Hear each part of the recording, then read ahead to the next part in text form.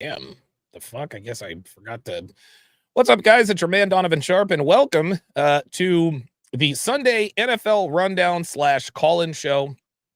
I, of course, am your host, Donovan Sharp. I am joined, of course, as always, by my two good friends, Jay Blaze and Miami Jay. How we doing this morning, guys? Doing excellent, man. Happy to Doing be well. here. Good morning. Good stuff. So, you know what? It's interesting. Myself and Miami J kind of said to Jay Blaze, hey man, can't wait till you get into like a new studio. I think it would be weird if we see Jay Blaze not in his car. So right. We're kind of getting, Exactly. yeah, it's kind of the same I'm thing. getting used to it. love it. Yeah, Jay Blaze from the car. No telling where he is. By the way, Jay Blaze, you are from Maine, and you guys recently had a pew pewer, and they finally caught him.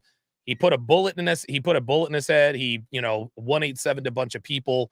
And I actually had people texting me and sending me messages. Hey, is Jay Blaze from Maine? Yep. Is he all right? Clearly he's okay. I don't know what that was. Yeah, Lewiston is closer to Portland. Okay. So I think I've only been there once. So oh wow. Okay, yeah. Good. It's like on the I think it's like 20 minutes away from Portland. Okay, gotcha. Where's Bangor and all that? That's the only place in Maine. Isn't Bangor like up north? I think. I don't know. Yeah, Bangor. Okay, Bangor, Maine. Okay, good stuff. Guys, the phone lines are open. Call in with your questions, comments, etc., etc. 516-387-1987. That is 516-387-1987. Let's go ahead and get to our very first story, and this is about UFC and Dana White. Let me quickly read this particular article. This was posted, let's see, looks like this was posted a few days ago. The title, and this is on MMAfighting.com. So the title is Dana White fires back at critics crying, quote, sellout after UFC partners with Bud Light. Let me go ahead and read this here. It says Dana White, it starts, anticipated backlash after the UFC inked a lucrative new multi-year sponsorship with Bud Light, but he's certainly not changing his mind or apologizing for the deal. In 2024, Bud Light will again become the official beer of the UFC. The partnership comes after the AB InBev-owned brand, I have no idea what that means, faced boycotts after partnering with trans activist and TikTok star Dylan Mulvaney. Bud Light sustained enormous financial losses, and the company was also chastised for not supporting Mulvaney after she dealt with a barrage of transphobic comments. Those cries for a boycott extended to the UFC after the Bud Light deal was announced, with some vocal fans declaring they would no longer support the MMA promotion. In response, the UFC CEO fired back at the criticism, especially those claiming the deal was only brokered because Bud Light offered the most money. Believe me, he says, if you think I got into this thinking this wouldn't happen, you're out of your mind, Dana White said during his Power Slap 5 post-fight press conference. He continues, people are very opinionated about this. It's almost like through COVID. What did I say during COVID? Somebody's got to be the first, and there are reasons why I felt we could be the first going through COVID. I knew that we would do it right. You know the story. He continues, but when it comes to Anheuser-Busch and Bud Light, everybody talks about, oh, you did it for the money. Hey, dummies, he continues, all sponsorship deals are about money. So when you talk about being a sellout, I have multiple deals in front of me, he continues. So it's not like Bud Light showed up and they were the only option. I had to get money. You know how fucking stupid that is? It continues, the UFC has touted record sponsorship deals over the past few years, including Endeavor CEO Ari Emanuel praising 2022 as, quote, the best sponsorship year ever for the promotion. White argued that the decision to partner with Bud Light didn't come down to dollars and cents. This was all about everybody on every side of this deal that were involved, other beer companies and everything else, and they absolutely positively know this was not about money for me, White said. We were going to end up with money no matter who we ended up with. For Anheuser-Busch, it was about core values for me. I'm at a point in my life, he continues, and I'm at a point in my career where nothing is just about money anymore. As a side note, guys, Dana White is worth $500 million. So, I mean, I think I can buy that, but we'll talk about that here shortly. White also unleashed the suggestion that he was defending Bud Light mainly thanks to the new sponsorship deal with the UFC. I saw some other fucking asshole today saying it sounds like they wrote him a script on what to say. Nobody writes me a script, White said defiantly. Nobody tells me what to say ever. When I come out and I say something publicly, if you look at every quote I put out, every quote is me. Everything that goes out on social media is me, and everything that comes out of this mouth is me. Nobody tells me what to say, and nobody tells me what to do, ever. The things that I said about Anheuser-Busch yesterday are absolutely true. More than anything, the article continues, White says the decision for the UFC to partner with Bud Light really came down to a shared vision he has with the company. I'm a big military law enforcement guy, White explained. They have this Folds of Honor where they've spent $44 million over the past however many years. Fallen first responders and military people, their families get taken care of with this money, scholarships for their kids, etc. That is right up my alley. Almost $1 billion a year goes to U.S. farmers for their crops and for their products. That is right up my alley. That's exactly who I am.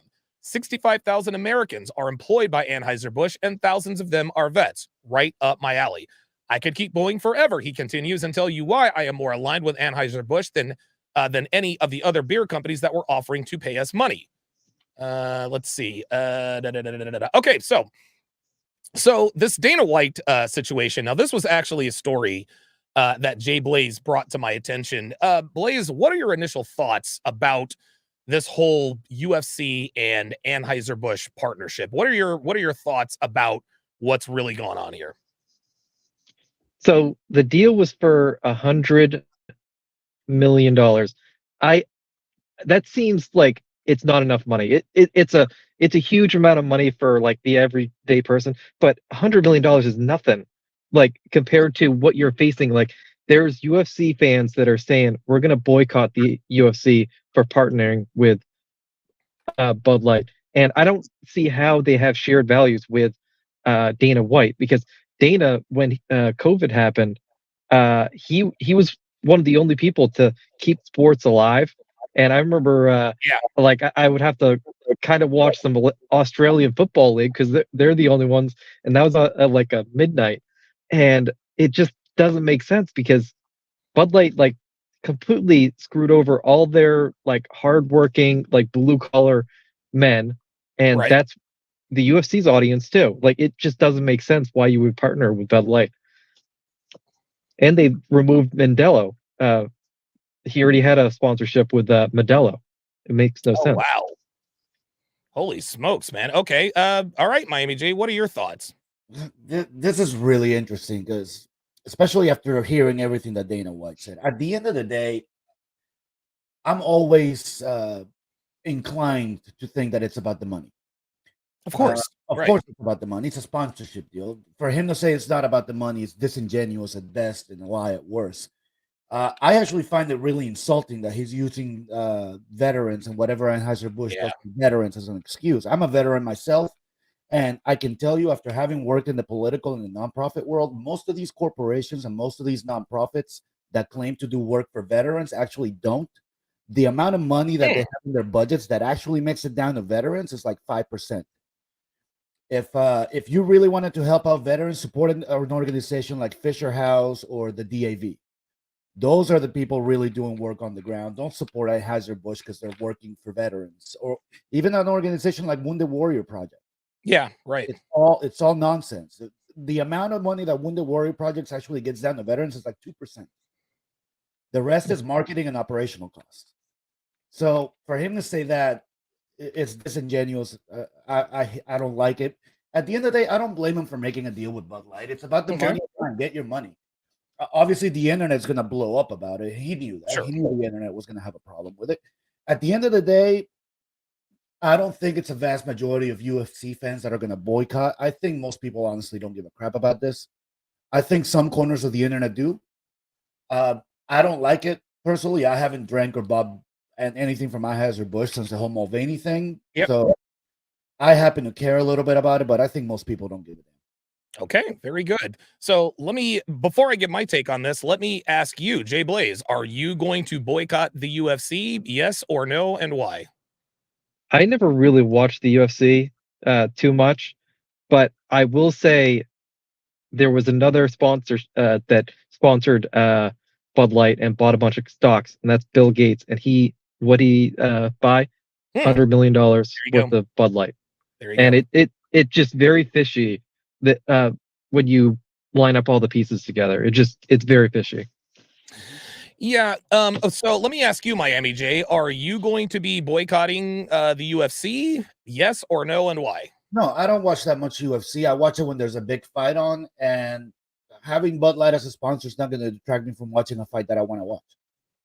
Oh wow. Okay, very good. Yeah, I I want to know. watch the fight. I'm going to watch the fight. I don't give a damn if Bud Light. I don't care who's sponsoring. There you go. There you go. Dude, I totally agree. This is the way I see it, guys. I agree with the both of you. Am I gonna boycott the UFC? No. And the reason why I'm not going to boycott the UFC is because I support the fighters. I like Dana White, solid businessman, but I'm not about to punish, the Conor or the Justin Gaethjes of the world, the Tony Fergusons. I'm not gonna punish UFC fighters because their CEO made a unilateral decision to come to a deal with an outside company. The answer is not to boycott the UFC. The answer is to boycott Bud Light. If you really want to send a message, then just don't drink Bud Light. That's the way I see it. I like that Dana White, Apollo said it in the chat a little earlier. I like the fact that Dana White came right out and said, you know what? It's about the money. Now, he contradicted himself a little bit later on in the article where he said, I'm at a point in my life where it's really not about the money. That was a little disingenuous. But other than that, I'm 100% on board with what Dana White said. On Miami J's point, I agree that using, the Wounded Warrior and the scholarships as a way to justify his partnership with them, that seems a little bit disingenuous. But by the same token, I mean, who wouldn't support the Wounded Warrior Project? Who wouldn't support, employing, blue collar Americans? Who wouldn't support scholarships for kids? So if you want to, again, support the UFC because they're going to get money, whether it's from Bud Light or Miller Lite, it doesn't really matter. But if you really want to make an impact, boycott the brand. Do not boycott the medium. The UFC has been around for forever. I remember watching UFC Part 3. The marquee matchup was Royce Gracie versus Ken Shamrock, probably one of the greatest fights in UFC history. Doesn't matter what the sponsorships were. I was really just kind of watching for the fight. I'll give you guys the last word on this. Jay Blaze, what's your last word on this whole Bud Light UFC situation? I will say that Bud Light's already tried to partnership with Harley Davidson. That was a huge backlash. Yeah. And I remember there was a pay-per-view or a WWE event where they sponsored with Bud Light, and it was every 10 minutes you'd see a Bud Light ad, and there was a huge backlash on that. So I do see some backlash. I don't know how much yet, but it could be interesting. Miami J, final word on UFC's partnership with Bud Light. There's always going to be some backlash. On the Harley Davidson thing, I do remember seeing that backlash. That was almost immediate. And the reason for that is because the Harley Davidson audience they pay attention and they care about this kind of stuff. Yeah. I come from that world, so I know these folks, and they really do care. What I will say is Bud Light sponsors, to some degree, every single sports league. Yeah, you're right. They're all over the place. From FIFA to the NFL to the NBA, at some level, they sponsor everything. So if you're going to boycott UFC for this deal, you need to boycott every other sport as well. Yeah. And clearly, to me, that's just not feasible. It just doesn't make any sense to boycott everything. Right. As a side note here, I am told that Devin's father, we're going to call him Papa Sharp. Papa Sharp is watching, and if he has anything to add, he will call in. So Papa Sharp, if you're watching, shout out to you. I appreciate you watching. By the way, Miami J, Gary, Devin's dad, he's from Cleveland, so he likes the Browns, but he lives in Fort Lauderdale, so he's a big Dolphins fan. Excellent. And so yeah, he wasn't really feeling too good about last Monday night's game. So we have a question here, and we're going to get to the NFL picks here shortly. But if you have a question, call in 516-387-1987, or You can text in or chat in your question. Mighty Zane asks, as an Eagles fan, Donovan, what are your thoughts on last week's game against the Miami Dolphins? Yeah, last week's game was super encouraging. I think we finally found our identity, run the football. Eagle football is real simple on offense. Mash, mash, mash, mash, score. That's what we do. I think we also established that the Philly rugby play is absolutely unstoppable. I think we run it at a 91% clip. AJ Brown had 125 yards for his like fourth or fifth straight game. So it appears that even though Jalen Hurts is not having the best year, it appears that the Eagles are clicking on all cylinders. And I think that this was more, we're getting to the point of the NFL season where the pretenders are starting to get separated from the contenders. I'm not saying that the Dolphins are pretenders. The Dolphins are clearly a good team. I think they're right at the top of the division in the AFC East, but their opponent's record, they came into that game at 5-1. The opponent, their combined opponent's record was like 5-25 or something like that. The Dolphins also had not beaten a team with a winning record since week 3 of last season. All of that said, that doesn't mean they're not a good team. It's just that they stepped up in weight class. They got their nose blooded a little bit, and they should be able to clean their claws against the Patriots, who, by the way, Tua not only is undefeated against Bill Belichick, Tua has won his last 10 games against Super Bowl winning coaches. So all indications are that the Dolphins are going to win and win big. But yes, I was highly, highly encouraged by the Dolphins or by the Eagles win. I like that we slowed down that high-powered offense. Now, keep in mind, you guys were missing the Dolphins were missing one of their best offensive linemen. They were also missing their best two cornerbacks, Xavier Howard. Jalen Waddle was in and out with the back injuries and everything like that. I think he ended up sitting out for the rest of the game. But that being said, everybody goes through injuries. I was very, very impressed by that. So Miami J, as a Dolphins fan, what are your thoughts on the loss last week against the Eagles? So the Eagles, I don't want to say they impressed me, but they impressed me. But they are who we thought they were, right? Right. Miami. Okay, so they've come out. You got to on the losing record. You play who's in front of you, right? And they've done pretty well with that. But they're very fast. The offense is wide open. You know, all tricks and all these things. They needed to come up against an opponent like the Eagles, who are going to come out and punch them in the mouth. That's right. Blitz them, run the football, get down and dirty with them. Now, the Dolphins got to prove that they can beat an opponent like that, because they're going to run into some of that in the playoffs, without a doubt. Absolutely. You know, when I look at this Dolphins offense, I think back to the Greatest Show on Turf with the Rams. I think back to even Sean McVay in year 1 and 2. Patrick Mahomes in year 1 and 2. Yes. You think about these offenses, and they all were able to punch somebody in the mouth and get down and dirty with them. They didn't just run away from people. Right. The Dolphins got to prove that they got to prove that running away from people is not all they can do. I also will say this: the Eagles had a very easy schedule last season. I think our level of difficulty was like near the bottom of the NFL, and so that was sort of the book on the Eagles. Well, they feasted on all of these bad teams, and that's why they ended up getting to the Super Bowl. No, they got to the Super Bowl because they won 2 games in the playoffs. That being said, I said that to say this. Okay, so the Dolphins beat up on a bunch of bad teams. That's what good teams are supposed to do. And when you beat up on bad teams, that gives you confidence to when you play the good teams. The Eagles had a very weak schedule last year. We rode it all the way to the Super Bowl, and we were the better team. Maybe we got screwed over by a bad call. I'm not gonna relitigate that. It is what it is, because if the roles were reversed, I'd be like, you know what? If we got called for that, I wouldn't have a problem with that either. So I'm not tripping over James Bradbury getting called for that hold on Juju Smith-Schuster. But Jalen Hurts 100% clearly outplayed Patrick Mahomes.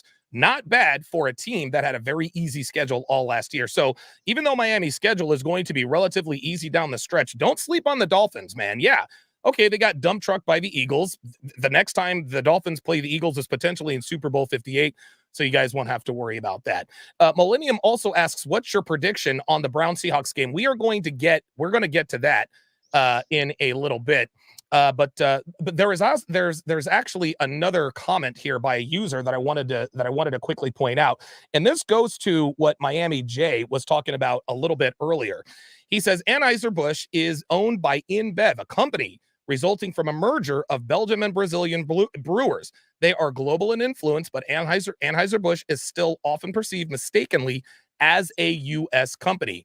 Well, there you go. So obviously there are many, many layers to this. I agree with you guys. I'm not going to stop watching UFC. I've never really drank Bud Light because I can probably get that out of my tap downstairs in my sink, but it is what it is. Don't punish the medium, punish the company. Yeah, All right, let's go. got bought out. I think it was around 2012. They were an American company historically. Yeah, they were an American company until just recently. Yeah, out of St. One of Louis. one of the Anheuser-Busch heirs said he would be willing to buy it back and fix some of the marketing and stuff. So that would have been cool. Yeah, hopefully. Yeah, here's hoping for that, man, because nobody likes that. Nobody likes that woke stuff. All right, let's go to our next story here. Now this was a story that was made aware. This is actually another Miami J story. Historically low NBA All-Star ratings will concern Adam Silver. Now, this was back in February. I'm going to go ahead and read through this quickly, and then we're going to talk about how those numbers relate to the NBA numbers this season. So it says the All-Star weekend has come and gone. While it's had its moments, most of which having Mac McClung involved in the early returns on viewership for the events that won't be easy to swallow for Adam Silver. Mac McClung, of course, was the white boy who won the slam dunk competition, played for none other than the Philadelphia 76ers for about 12 minutes. The 2023 iteration of the NBA All-Star Game hit absolute rock bottom in viewership, according to data compiled by Sports Media Watch. The TV popularity of the event has been in decline over the years, but the 2.2 rating and 4.59 million in viewers across TNT and TBS are a large step down from the previous lows of 3.1 and close to 6 million from last season. To be fair, the article continues. To be fair to the NBA, a few on-court factors went against them. Marquee draws such as Stephen Curry, Kevin Durant, and Zion Williamson weren't available due to nagging injuries. The two NBA All-Star captains, LeBron James and Giannis Antetokounmpo, both exited from the contest early with injury issues of their own. While that might explain the eye-popping dive downward, it likely just amplified the trend that was going to continue regardless. So, what's going on with the NBA's ratings this year, Jay Blaze? It looks like it started back in February. It looks like the All-Star Game had record lows for viewership. So what are your thoughts on the viewership this season? What kind of numbers can you give us and the reasons why we're having such a downward, why the NBA ratings are tanking here? So I think it has to do with a few factors. One, you just saw the Denver Nuggets win the championship. They're a complete basketball team. We are now seeing with the Stephen Curry and his way of playing, a lot of teams are just all about the three, and if the three is not dropping, they have no shot of winning because they don't practice anything else, and they've set their team up to just drain threes and just get in these hot runs, and they don't practice small ball, they don't practice any of that stuff, so they have no shot. One is load management. You have a bunch of big time. That's a huge issue, and they have pushed left wing politics immensely, and you're seeing the effect on ESPN and a bunch of other organizations. When you push one side of the aisle, you're not bringing in you're isolating half the league or half the country, and I think it's they're averaging 2.7 million people. And dude, when Jordan was in his prime, you were getting 20 million people. Yeah. And you're seeing this effect. March Madness last year was immense. And even the female NCAA, some of the finals, they were bringing in 10 million views. And so there is a hunger for basketball, but they don't want this kind of basketball.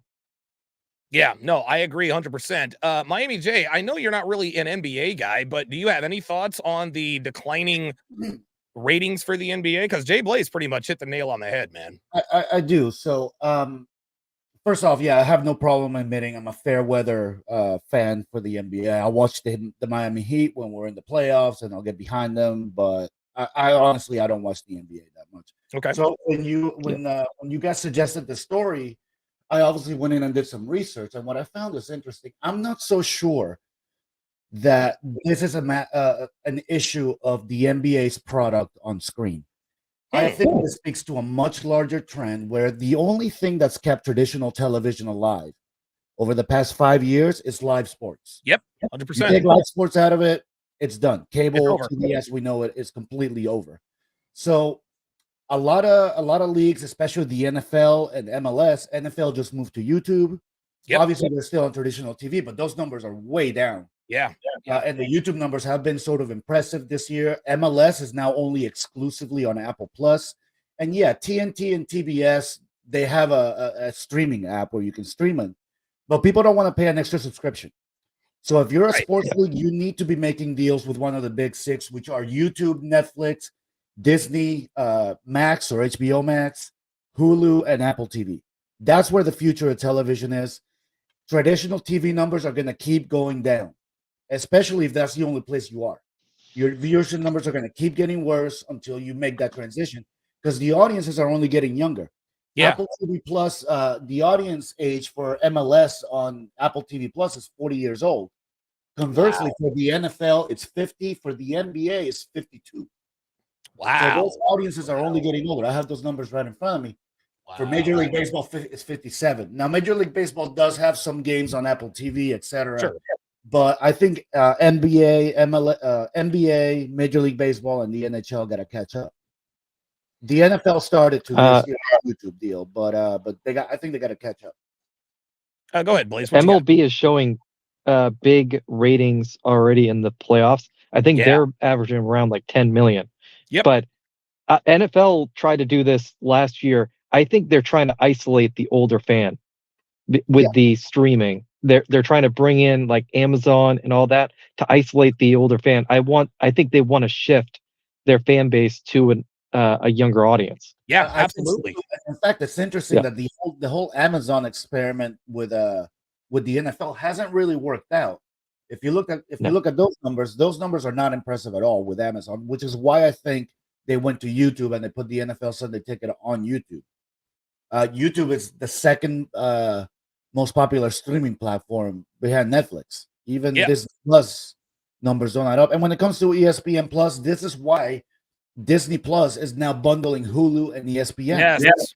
That's why they bundle them together, because ESPN and Hulu don't have the viewership numbers that Disney Plus has. Black Will Think with the $5 super chat says, "What's good, Donovan? Glorious football Sunday. Hopefully my Giants win today, but I'm expecting a 6-win season. Gotta root for my hometown, Miami now." Appreciate that very, very much. Yeah, my thoughts on the NBA are very, very similar to Jay Blaze's.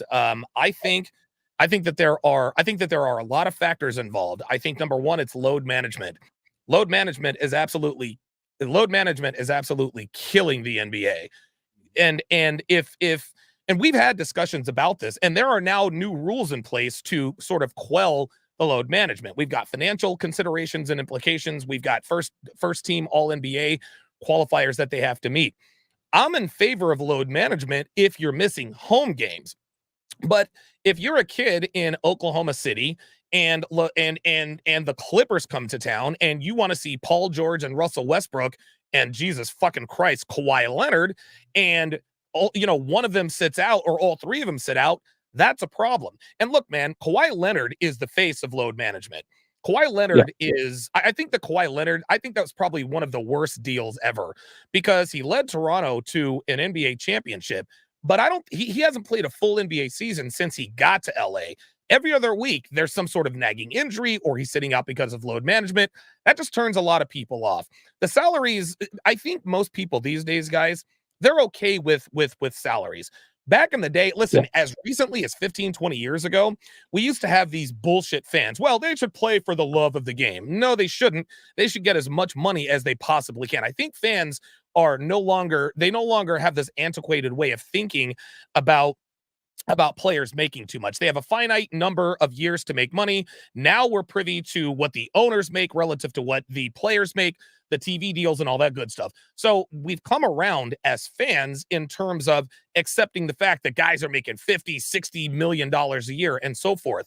Where fans are not coming around is where these guys are getting paid all this money and sitting out games just to rest. Guys, back in the 80s and 90s, everybody played all 82 games. Like everybody played all 82 games.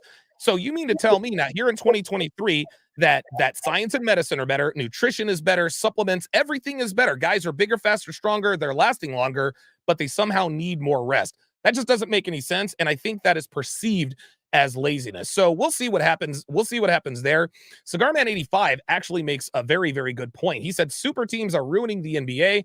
They should be allowed one superstar per team so other markets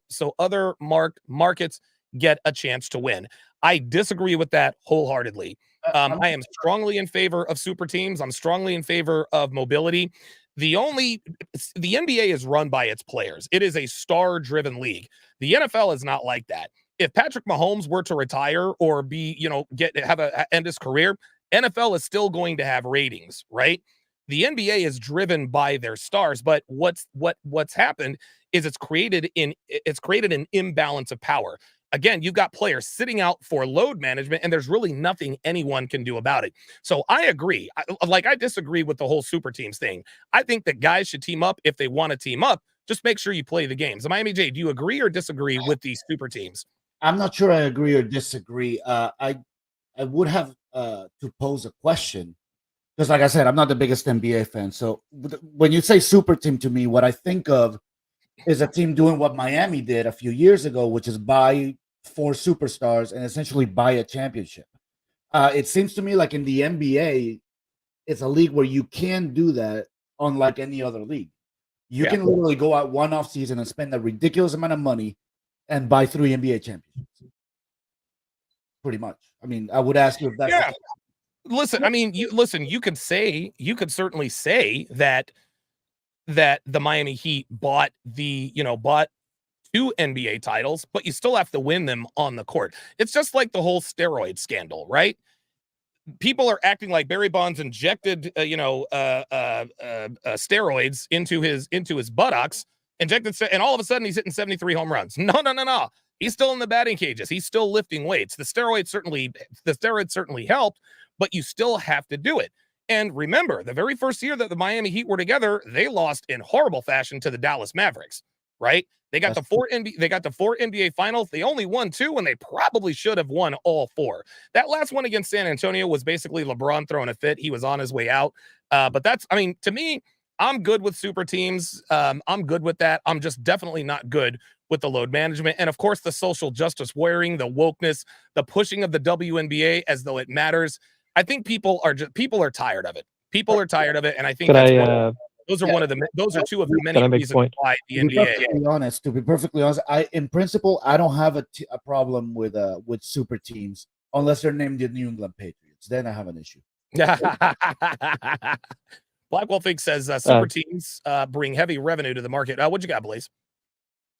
So one of the reasons the NFL was so big is because you always had the quarterback stay with their team. Until recently, you didn't see marquee quarterbacks getting traded, and so you always had a face of the franchise.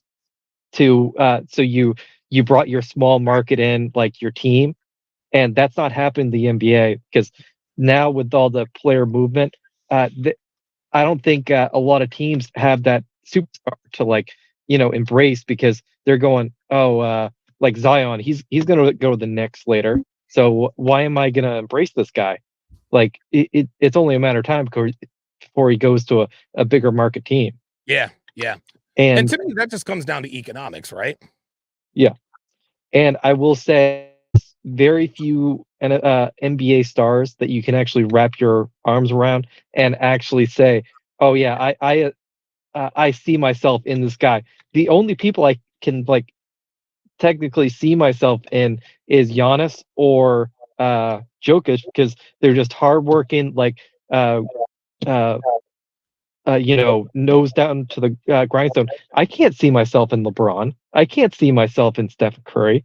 Like these guys are so rich and just they have completely left what these fans can see themselves around. So that's a big issue too, I believe. Okay, very good. Let's go ahead and move on to our next story. And this is, to me, this is kind of a. I don't want to bias any opinions, but we're all aware. Those of you who follow sports, we're all aware of the quote unquote cheating scandal going on in Michigan. The long and the short of what has happened is that Michigan has gotten caught stealing signals, stealing signals, relaying them back. So it was found that a staffer from the University of Michigan had purchased, I think, like 35 games to Big Ten games. Now, of course, they have the iPhones, the camera phones, and everything like that. Guys, to me, this is a nothing burger. Every team does this, number one. Number two, they're talking about a rule that was made back in 1994 that only covered camcorders. That's the first thing. The second thing is that the reason why Michigan State made a big deal of this is what happens when teams have success, right? This is what happens when teams have success, is when they start doing things better than every other team, and they're sort of kind of bending the rules a little bit, even though everybody else is bending it. Well, now they have a problem with it. I have two examples of this. The steroids era. Everybody knew players were jacked. 80% of people, 80% of players were on steroids back in the early to mid 90s and early 2000s. But the reason why Roger Clemens and Barry Bonds and Jose Canseco and Mark McGuire caught the shit, Rafael Palmeiro got the shit into the stick, is because they were the best cheaters. Here's another example: the Tour de France. Everybody in the Tour de France is doping. Everybody's on EPO. Lance Armstrong, everybody's a cheater, but Lance Armstrong was the best cheater, and that's why he ended up winning. The New England Patriots. You don't think that the New England Patriots are the first team to spy on another team? You don't think that Tom Brady is the first quarterback to inflate or deflate the ball to his liking? No. The reason why the Patriots caught heat is because they were at the time 3-time Super Bowl champions. When you do something better than everyone else, like the Eagles tush push, the brotherly shove, when you do something that's legal, but you're better than everybody else at it, and they've tried it and they can't do it as well as you do, that's when it starts to become a problem. Yeah. This is a big time nothing burger. I think this is just haterade. Jim Harbaugh is doing what every other big time college football program is doing. But not every program can afford to do that. So now they have a problem with it. So Miami J, what are your thoughts on this cheating scandal here with Jim Harbaugh? Is it something or is it nothing? I agree with you. It's par for the course. Every team everywhere for every sport is going to look for the competitive advantage wherever they can find it and wherever they're not going to get caught. They got caught because they're good. So with being good comes a lot more scrutiny. But I have no issue with what they did. Like you said, I think it's a nothing burger. Nick Saban probably does the same thing. Yeah, every college coach does this, I'm sure. Yeah, there's no other way to get around that. Yeah, so the Level Up Man says this is the equivalent. This is the college football equivalent of the Red Sox. You're actually talking about the Astros. They got caught stealing signs with the banging of the trash cans. Everybody steals signs, and guess what? Now they have now you can't steal signs in Major League Baseball because they've got the little speaker in their hat. The pitching coach or the manager says, "Hey, this is drop the curveball or let's throw a slider." Jay Blaze, what are your thoughts on this Michigan cheating scandal? I'm sorry. Go ahead, Miami J. I think just real quick, I gotta be. I might be shooting myself in the foot here, Donovan, but I'm gonna be really nice to you. You need to replace Zach Ertz in your lineup. He's on IR. Oh, thank you. I haven't looked at my fantasy lineup in forever. Yeah, Zach Ertz, you gotta take him out. You know what? I'm one of these fans. I secretly always hope that the Eagles go out and get their older players. I'm hoping that the Eagles go out and get Zach Ertz again. Man. I don't think that was going to happen. Sorry, Jake. Yeah. Look, I think I don't know, man. Like, look, I called the Justin Verlander to the Astros thing. I'm hoping that it happens with Zach Ertz. Okay, Jay Blaze, what are your thoughts? Now, the Level Up Man, Jay Blaze says, sign stealing is probably the most mundane form of, quote, cheating in college football. You really want to see the cheating in college football? Look at all of the shenanigans in recruiting. That's not even the case anymore because of NIL. What are your thoughts? I think everyone is doing this, and I think this is the dying gasp of the NCAA because I think the SEC is way more important than NCAA because I think they're going to push away from them because they're starting. Didn't they start some stuff with Alabama last year too? Yeah. So I think you're going to see one of these power schools say, no, we don't need you. Like Right. we don't like, and they're gonna tell the NCAA to like kick Go rocks. fuck themselves. So The NCAA is becoming increasingly obsolete. Yeah. Yeah. Keep in mind, guys, that 10 years ago, it was illegal for a player to accept a bagel with cream cheese from a booster. How stupid is that? And now we're making a big deal out of the cheat. No, I think, dude, within 5 years or less, the NCAA is going to be obsolete. College football is going to be like, look, man, we don't need you, Mark Emmert, and you freaking clowns. We're going to do what we do because it works. You guys are worrying about mundane shit that absolutely does not matter just because you want to remain relevant. Fuck out of here with that. I hate that stuff. Final And, word on this, Miami Jane. and Oh, go ahead. I'm sorry. Go ahead. No, go ahead. You got it. and would pushing away the NCAA give them even more money? Because we're seeing this like football, like Michigan will bring in a ton of money, and because they need to allocate the funds to other organizations, would in the school, like you have like female volleyball and stuff, would that give them even more money if they say to the NCAA kick rocks? Yeah, I mean, I think it probably would. I think there's definitely a financial windfall to getting rid of the NCAA. I'm good, man. Like, honestly, man, the NCAA is really becoming sort of a pain in the ass. Go ahead, Miami J. What you got on this? No, I was gonna say it definitely would have reverberations to every other sport on campus. Absolutely, because it wouldn't be nearly enough money. But that's a great point that I never really thought about from Jay Blaze. The SEC doesn't need the NCAA. They're far more powerful than hell no. No. Yeah, exactly. Yeah, and just by the attributes of the teams that they have in that conference.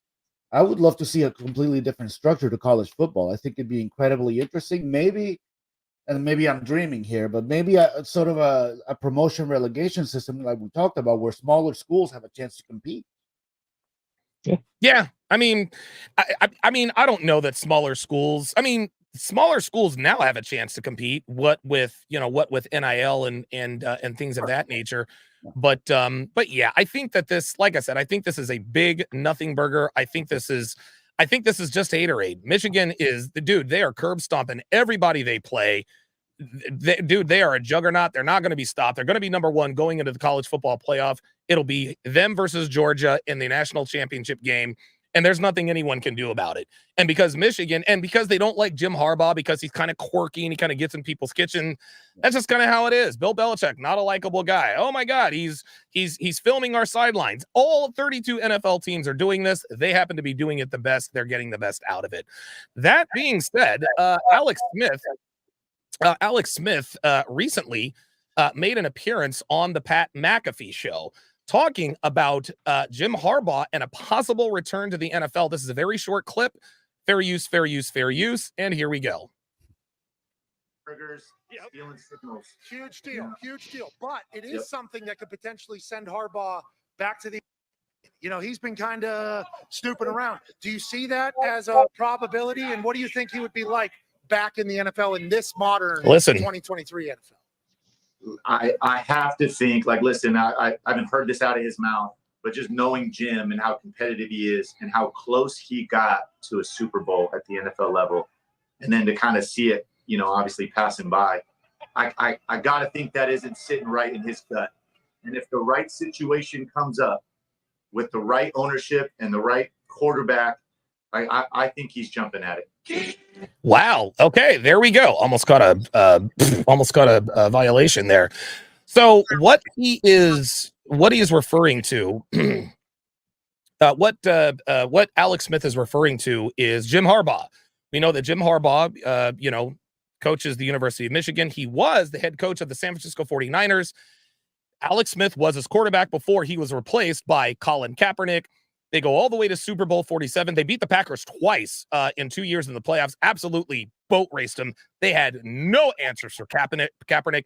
I remember one game, Kaepernick threw for 200 yards, ran for 181. Colin Kaepernick was absolutely unstoppable.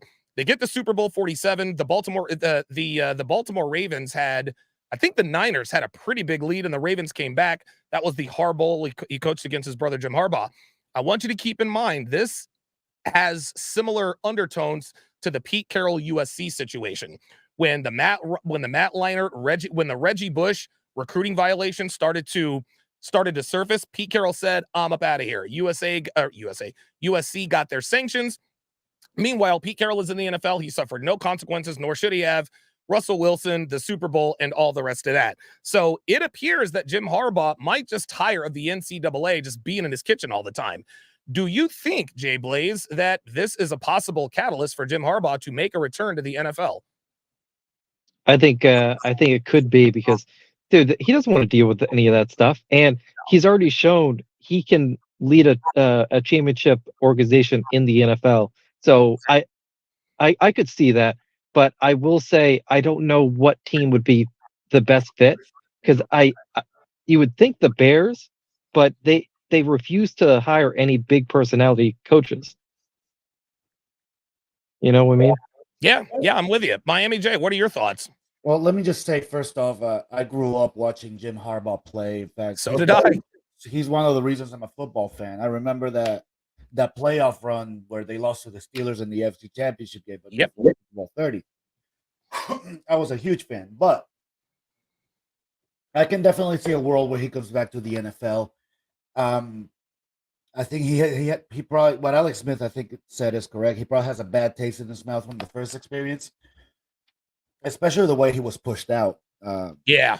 I don't think that was right. But if he comes back, I think he's got to find the right situation. I don't think he needs to go to an organization like we've discussed, like the Cardinals, the Bears, the Jets. He's got to go to a properly run organization, and there I think it can. I'm going to throw one out. Yeah, the Patriots. Wow, the Patriots. Wow, what are your thoughts on that? No. You don't think so? I don't need the Patriots being good again, man. We had too much of that. Yeah. Yeah, I think Jim Harbaugh is definitely. I think he definitely wants to go. I think he'll end up in the NFL. If this nonsense continues to happen, these recruiting I mean, dude, why are we tripping about something that every college football team does, what every NFL team does when we have NIL deals in place? It just doesn't make any sense. It's almost like they're looking for a reason to just be in his ass all the time. You don't have to worry about that in the NFL. In the NFL, dude, you just honestly, man, you do what you do. It's a tougher game because you're dealing with 53 alpha males. But I do think eventually, like Derek Johnson says, I think eventually Jim Harbaugh does end up in the NFL if Michigan doesn't ink him to a long-term deal and throw a bunch of money at him, because he has clearly brought them back. Does anybody have any closing thoughts before we go to the next topic? Yeah, the recruiting violation thing is absolutely ridiculous. I mean, it's hogwash. It's stupid. Not just that, the NCAA regulations are retarded. Yeah, I didn't mean to use that word on YouTube. I don't know. They are. Just call it what it is. I mean, I go back and I think about Percy Harvin when he bought his mom while he was still at with the University of Florida. He bought his mom a brand new Hummer. You think he actually went out and got a loan and got paid for that Hummer in monthly installments as a college? Of course not. Right, exactly. Somebody paid for that. Of course, absolutely. Black Wolf Inc. says Harbaugh won't leave until after he wins the national title. He already beat Ohio State twice, and shout out Michigan State. So once he wins the national title, then expect the rumors to arise. Now that I agree with. If Michigan wins the national, say again. Didn't he win one already? Nope. He hasn't won. He has not won a national championship. He's beaten Ohio State the last couple of years, which makes it kind of feel like a national championship. But yeah, and Pete Carroll had already won 2 national championships. That's probably one of the driving factors. He's like, listen, I've accomplished all I have to accomplish in college football. I'm good to go. Look, the NCAA is breathing down my neck. Sanctions are about to come. I'm up out of here. That honestly, that's really what it comes down to is what are you willing to put up with and deal with? And I agree with that. Big Day 85 says Jim is a great coach for Michigan. What you got? Let me bring up an interesting case. Thinking about Harbaugh going to the NFL and bad taste in his mouth from the first experience. Do you think Jim Saban ever gives it another shot? Do I think who? Nick Saban. I don't think so. No, Nick Saban, absolutely. No. Yeah, he's done with the NFL. Listen, he gave the NFL a try. And oh, by the way, for those of you guys who don't remember, Nick Saban was the one who wanted Drew Brees from San Diego. He wanted Drew Brees, but the Miami Dolphins told him, nope, we don't want to trade for him. He just had his He just had reconstructive surgery on his shoulder. That proved to be a big mistake because Drew Brees then went to New Orleans and became a Hall of Famer and won a Super Bowl. And we got stuck with Dante Culpepper. Yes, Dante Culpepper. Aye. But yeah, another no, part of I that. agree 100%. Nick Saban is not going back to the NFL. Go ahead, please. Another part of that was he wanted Sean Payton when he went over to the Saints. He was with the Cowboys. He wanted Tony Romo first, but they wouldn't give it to him. Wow, I didn't know that. Yeah. There you go. Listen, say what you want about Nick. Listen, he's won 7 national championships. He is the greatest college football coach ever. Bear Bryant is, listen, Bear Bryant's legendary. Nick Saban is legendary-er. That's all there is to it. But no, I don't think Nick Saban is going back to the NFL. I think he loves Tuscaloosa. I think he likes coaching kids. I think it's just a better environment for a guy like Nick Saban. Any last word? And go ahead. One thing, I will say the Patriots have a bunch of similarities with the 49ers of past, where they had Alex Smith. Mac Jones is the same thing. Mac Jones is quickly could be a bust. And Jim Harbaugh saved Alex Smith's career. He did. And he could do the same with Mac Jones. He just needs a shot of confidence in him. And I will say the Patriots are very interesting because Robert Kraft, he's going to stay out of his way. He's going to say, hey, deal with the football stuff. I don't need, Robert Kraft's one of the best owners of football. He's going to stay out of his way. This is a very interesting question that we've already started talking about here. Cigar Man 85 says, if Jim leaves college, which NFL team would you like to see him in? Blaze says the Patriots. That'd be a good fit. What do you think, Miami Jam?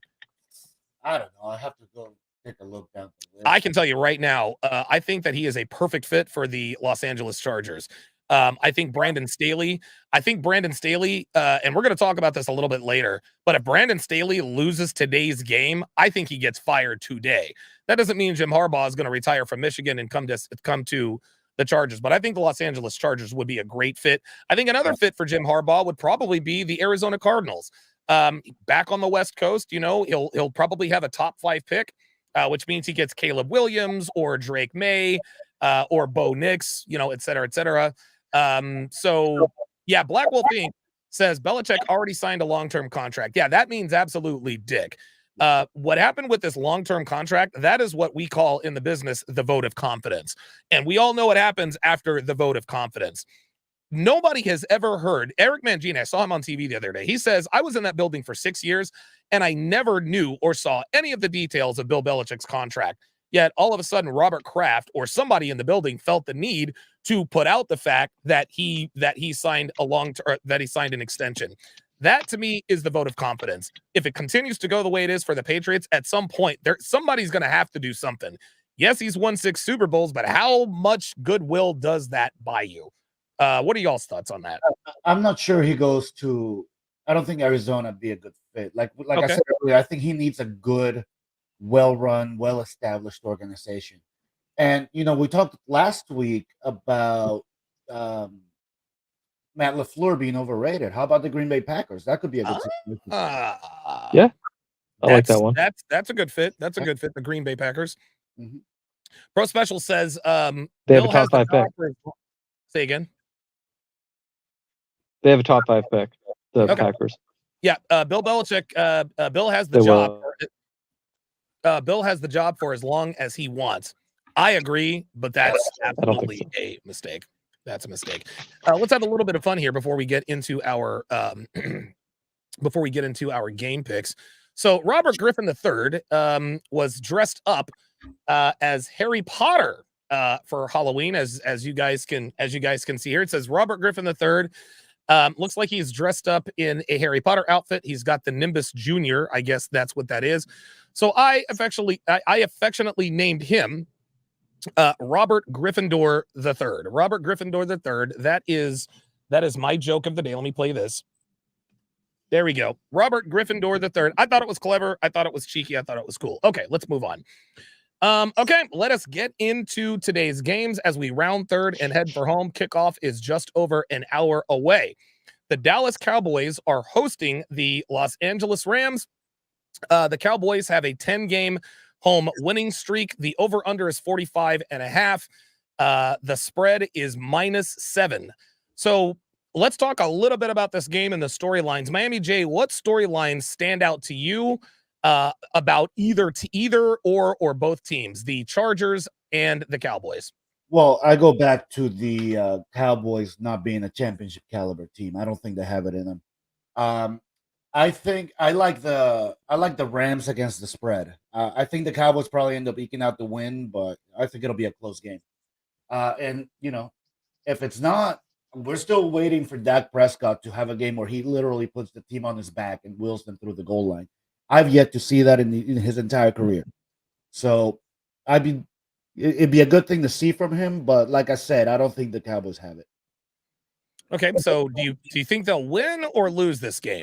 I think they'll win in a close game. So But against they don't the cover. spread, yeah, no, they don't cover it. I like the Rams against the spread.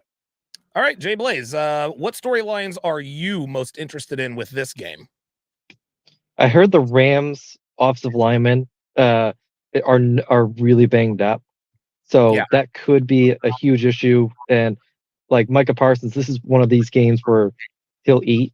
So I think the Cowboys cover, but I don't see the over. I see the under. Okay, all right, Yeah, very good. Low scoring is probably the way to go. Okay. Yeah. Yeah, the Cowboys, like I said, they've got a 10 game home winning streak. A long time ago, I wrote into the herd. I've listened to Colin Cowherd for years and years and years. Colin Cowherd had always been very critical of Tony Romo. And of course, I didn't like Tony Romo because he played for the Cowboys. So I wrote him a note. I said, Colin, that's not fair of his criticism of Tony Romo.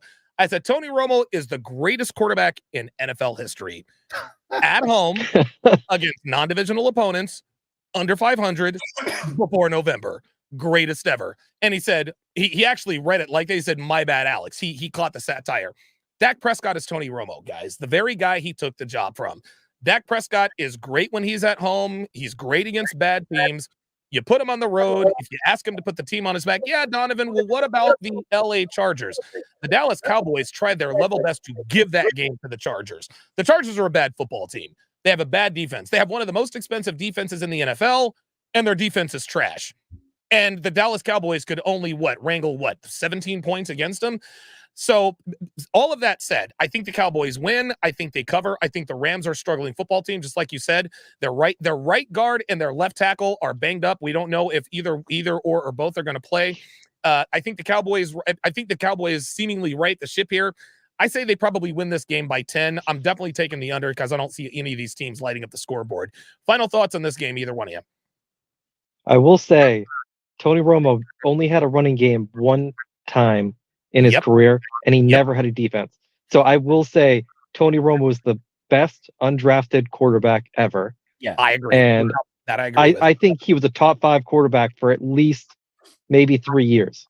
Okay, I agree with that. And the year you're referring to was 2014 when they had DeMarco Murray. The Dallas Cowboys that year, they were the best team in football because keep in mind, that Dallas Cowboys team went up to Seattle where the Seattle Seahawks had won 20-something straight games at home. Remember, Seattle had the best home field advantage in football for the better part of 7 years. And Tony Romo, DeMarco Murray, they went up to Seattle and they played with those boys. They got screwed over in that playoff game in Green Bay with the non-catch with Dez Bryant, which would have set them up for the easy touchdown. Absolutely, I absolutely agree with that. The 1 year he had a running back, that's when the Cowboys were unstoppable. So like I said, like I said, I see the Cowboys winning. I think they cover, but I'm taking the under. Go ahead, Jay Blaze. Give me the last word. And the other part of the Seattle game, we completely whiffed on special teams.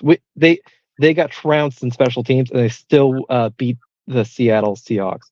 So I think that we would have beaten the Seahawks if we had gone to the NFC Championship. This is a very interesting question. I'm sorry. Go ahead, Miami J. That may actually talk to this question a little bit, but let me just say, and maybe it's nostalgia bias talking here, but I put Tony Romo head and shoulders above that Prescott. I don't think they're anywhere near the same. Yeah, I agree. Yep, I'll agree. And with that.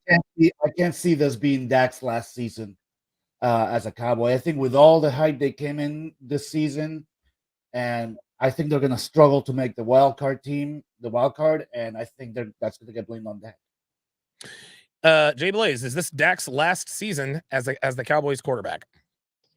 I think they need to get to the NFC Championship to save the coach's job. I don't know if Dak's leaving because, dude, he has them over the barrel with his contract, and who can they sign? Like, he went he gave up some picks for Trey Lance, but that's not going to work out. No, and Trey Lance is a like project. they don't have that heir apparent. Like you need an heir apparent, and they don't have it yet. Maybe you start making trade that Prescott to try to get one of those 5 quarterbacks in the draft.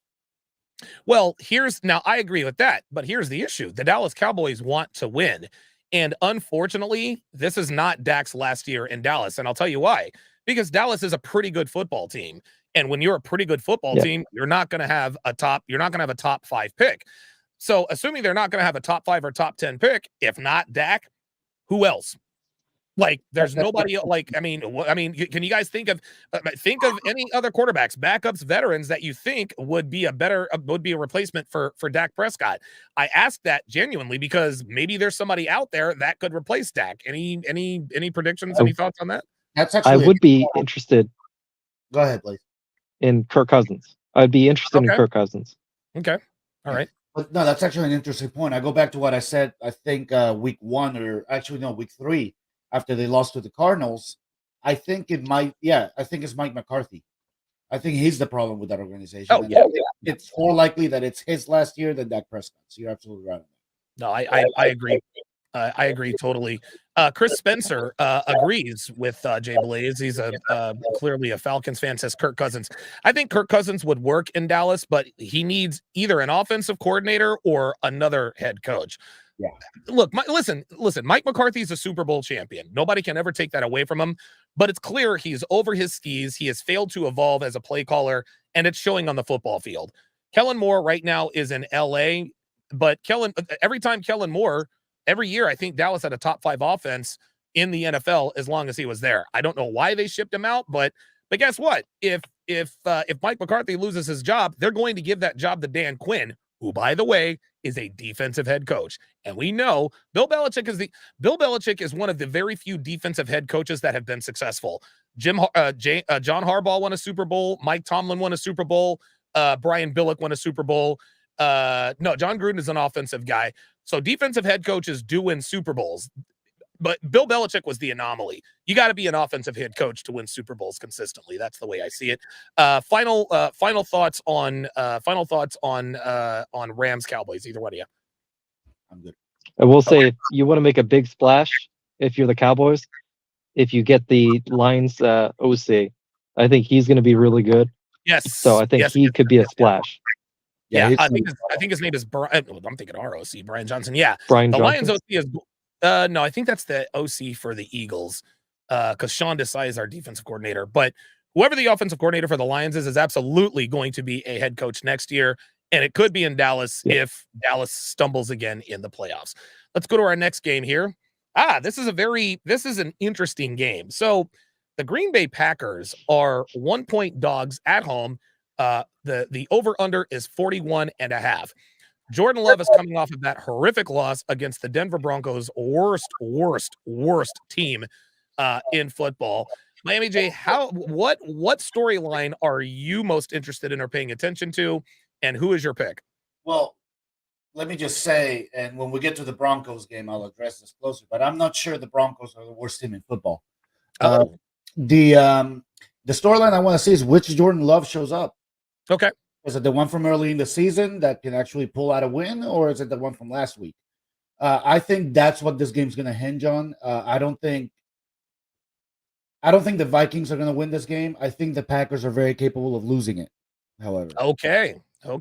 I like the under in this game, too. Even though Cousins is a stats monger in Green Bay, I just see I see it as a low-scoring game. Okay, very good. So the Vikings win. If they win, they obviously cover, right? But you're taking the Vikings to win flat out. If they I win, they're think- going to cover because the line's only 1. You're taking the under on the 41.5. I'll take the under, but I still think the Packers will pull it out if I have to bet. But it's going to depend on Jordan Love. Okay, so if Jordan Love plays his game, Then the Packers. then you give it to Green Bay. Jay Blaze, how do you see this one shaking out? The Vikings played really well last week, so I think they continue. I think the Vikings win. And I could see could you see the Packers fans like absolutely booing Jordan Love? Yes, of course I can. Yeah, I could see absolutely. that. Yeah. So absolutely. I see the under, but I see the Vikings winning. Yeah, Fred Casillas makes a very, very good point. Says, didn't the Vikings beat San Francisco a week ago? Yes, they did. And that's the interesting thing is they beat the vaunted San Francisco 49ers. If they can handle the 49ers, my guess, I agree with Miami J. I think they handle the Packers. I'm taking the under. I think they win. I think they win flat out, and I think they cover. Obviously, if they win flat out, they're going to cover because the line is only 1. All right, let's move to the next game. That's the thing about the Vikings. Oh, sorry, go ahead. Jay Blaze said they played well last week, and they did. The Vikings always play well. That's the thing. And somehow Yes. they still managed to lose 4 games. Yeah. Well, remember, they went 11-0 in one-score games last season. I think they're 0-3 in one-score games this season. you So go. it looks That's like the ball. Yeah. This is a very interesting question. Apollo says, are the Vikings in for an emotional letdown? I think that's why the line is only -1 for the Vikings, +1 for the Packers, because that was a very emotional win. Number 1. Number 2, short week. They played them on Monday night.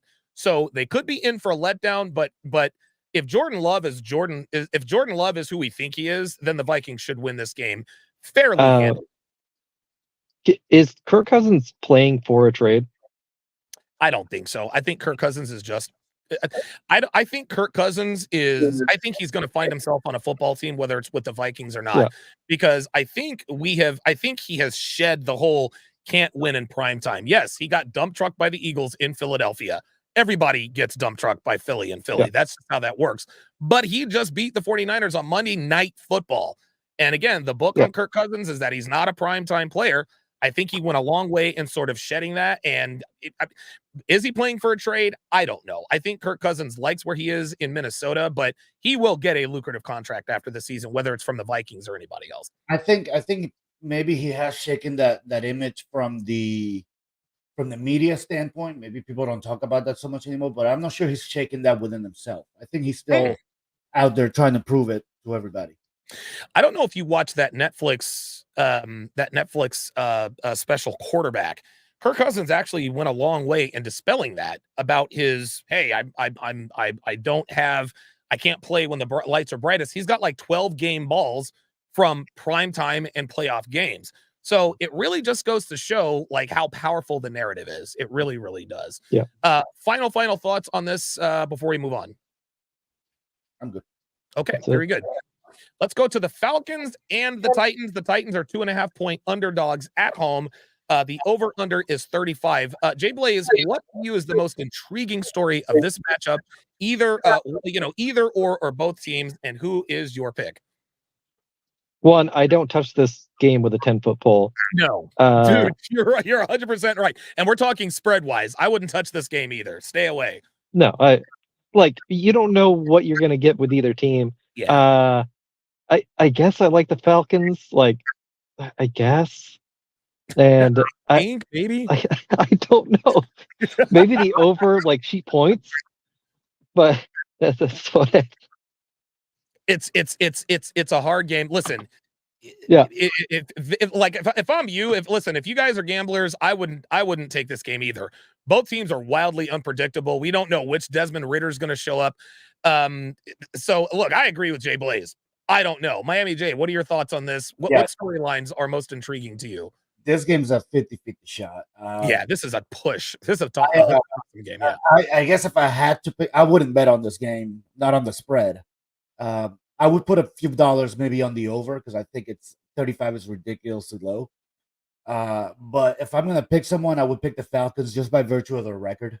But like Jay Blaze said, I wouldn't touch this with them. Okay, so who do This you is have? one of Who those do you have teams- winning? Oh, go ahead. This is one of those games where one team will get up by 17-0, and you're Yeah. going, "Oh, okay, that makes sense." and then they'll lose 24-17. There you go. Yeah. There you go. That's 100%. That's 100% correct. Apollo asks a very good question, and this has to do with something that I'm interested in. It says, aren't the Titans planning to play both quarterbacks? Are they? Yeah, if you have two quarterbacks, you have none. But here's the storyline I'm the most interested in is, are the Tennessee Titans going to trade Derrick Henry? Are they going to trade Derrick Henry? They came out yesterday and said, we are not interested in trading Derrick Henry. You guys have a losing record. You're not going anywhere. You have a platoon quarterback system. I think the reason why the Titans put out, we're not trading Derrick Henry, is because they want to drive up the cost to trade Derrick Henry. We absolutely are not going to trade Derrick Henry until the right team calls and throws a bunch of money and draft picks at him. Do you think, Jay Blaze, that Derrick Henry will be traded by the Titans by the trade deadline, which is Halloween? That's Tuesday. Okay, let's look at the teams that like need a running back that are contenders. Are there any? Because they're not going to trade a bunch of picks for a Derrick Henry. I'll tell you one team that could use a running back like Derrick Henry, the Dallas Cowboys. I think the Dallas Cowboys could absolutely Not wrong. use Derrick Henry. Yeah, But I think Derrick Henry's legacy is better as a complete like Titans player, because he can go to Tennessee at any point and get like praised.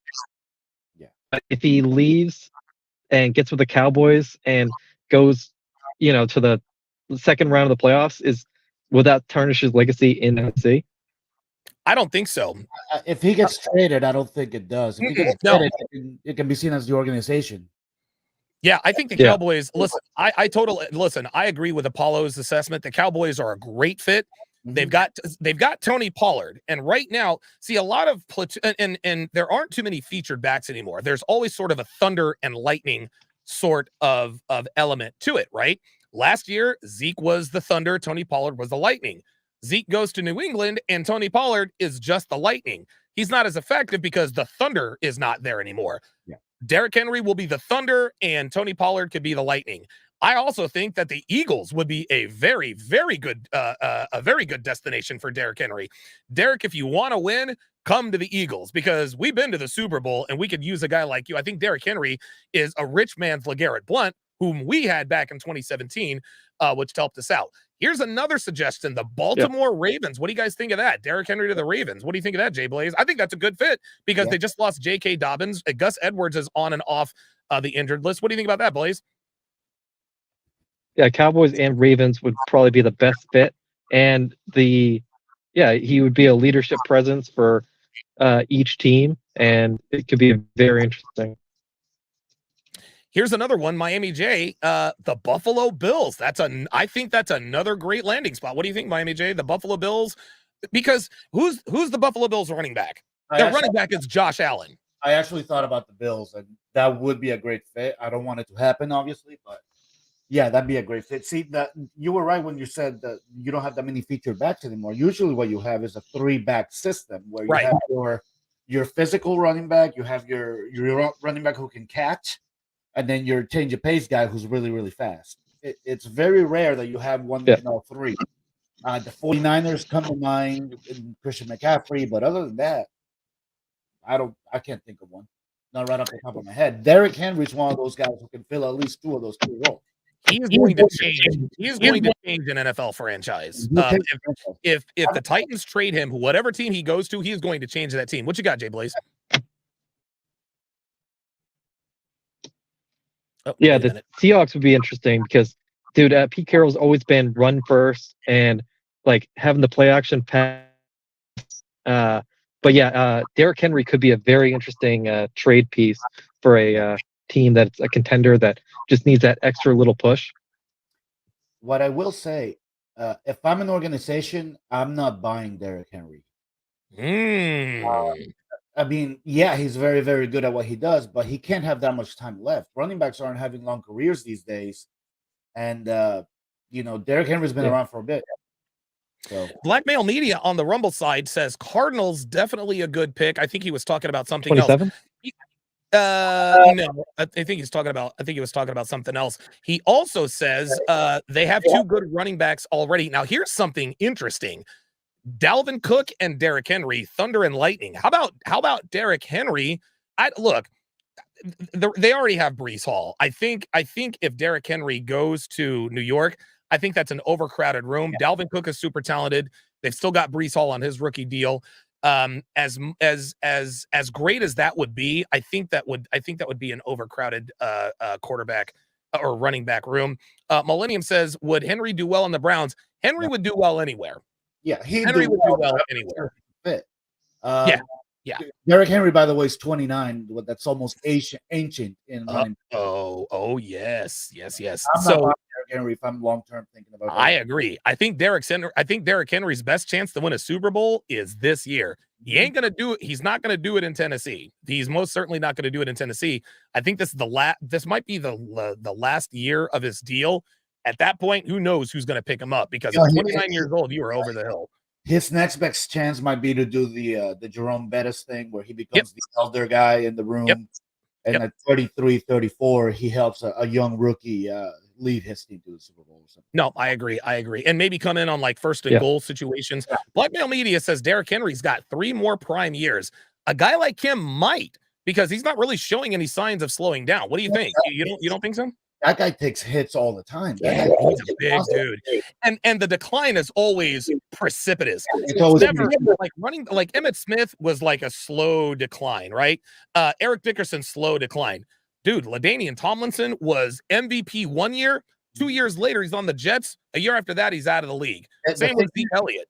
The thing is, that speaks to how much the league has changed. Emmitt Smith, Barry Sanders, these older running backs, they're coming from a different time where they usually had a fullback running right in front of them. Yep. That doesn't happen anymore. No, it doesn't. Apollo was talking about James Cook, who is, I think, Dalvin Cook's brother. I think James Cook and Travis Henry, Derrick Henry, Travis Henry and his 12 kids. I think that'd be a great fit. Phantom 313 says just like Sean Alexander. Dude, Sean Alexander. I will say the line play. Hold on. Sean Alexander was the MVP of the league, took the Seahawks to the Super Bowl. They lost Super Bowl 40 to the Steelers. Dude, 10 minutes later, he was out of the league. Go ahead, Blaze. I will say the line play is atrocious compared to the 90s and 80s. And dude, Emmett had the best line ever. Yes. And that's why he could stay. And he never got that kill shot. And like, it's tough to keep yourself from that. Nope. I totally agree. Hey, look, he was in the right place at the right time, thanks to the great trade robbery pulled off by Jimmy Johnson when he fleeced the Minnesota Vikings when they traded for Herschel Walker. Okay, our next game is the New Orleans Saints against the Indianapolis Colts. Anthony Richardson out for the season with the shoulder injury, super backup Gardner Minshew. Now, the Colts are 2-point dogs at home. So, Jay Blaze, what is the most interesting story about either or both teams, and who is your pick for this game? See, Richardson would have been an interesting story, but I will say I like the Saints in this because I think Derek Carr is starting to get the pieces around him to click. So I see the Saints covering, and I think I have the over. Okay. I think there's going to be cheap points. Okay, very good. Miami J, most interesting or relevant story about either or both teams? So I think the storyline here is the Saints are a wholly different team since Alvin Kamara came back. Yes. I like the Saints. I'm a believer in the Saints. I think they'll fight the wild card spot, even though they have a losing record right now. So I fully agree that the Saints should be favored in this game, and I'll take the over.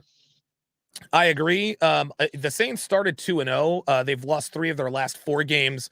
But their offense just looks different now. It does. It looks very, very different. But I agree. Alvin Kamara it's going to take him a while to get to midseason form. He could get to midseason form against a suspect Indianapolis Colts defense. The Colts are probably a little better than we're giving them credit for. But listen, man, Vegas, they didn't build all those buildings in Vegas being wrong. You I know think what? I think there's a reason why the Indianapolis Colts are 2-point dogs. I think New Orleans goes in. They got something to prove dude. And again, the NFC South is up for grabs. I think the Saints probably end up winning that division, but they absolutely have to have this game. I'm taking them to win, to cover, and I'm going to take the over. I think this is going to be a shootout because of the lack of defense. Any other thoughts on this game? Yeah, you know what you just said about Alvin Kamara hitting midseason form, that's actually a scary prospect when you think he's got three less games on him than everybody else this season. Fresh legs. You start getting to that playoff push, those 3 games are going to matter. And he's going to be way fresher than everybody else.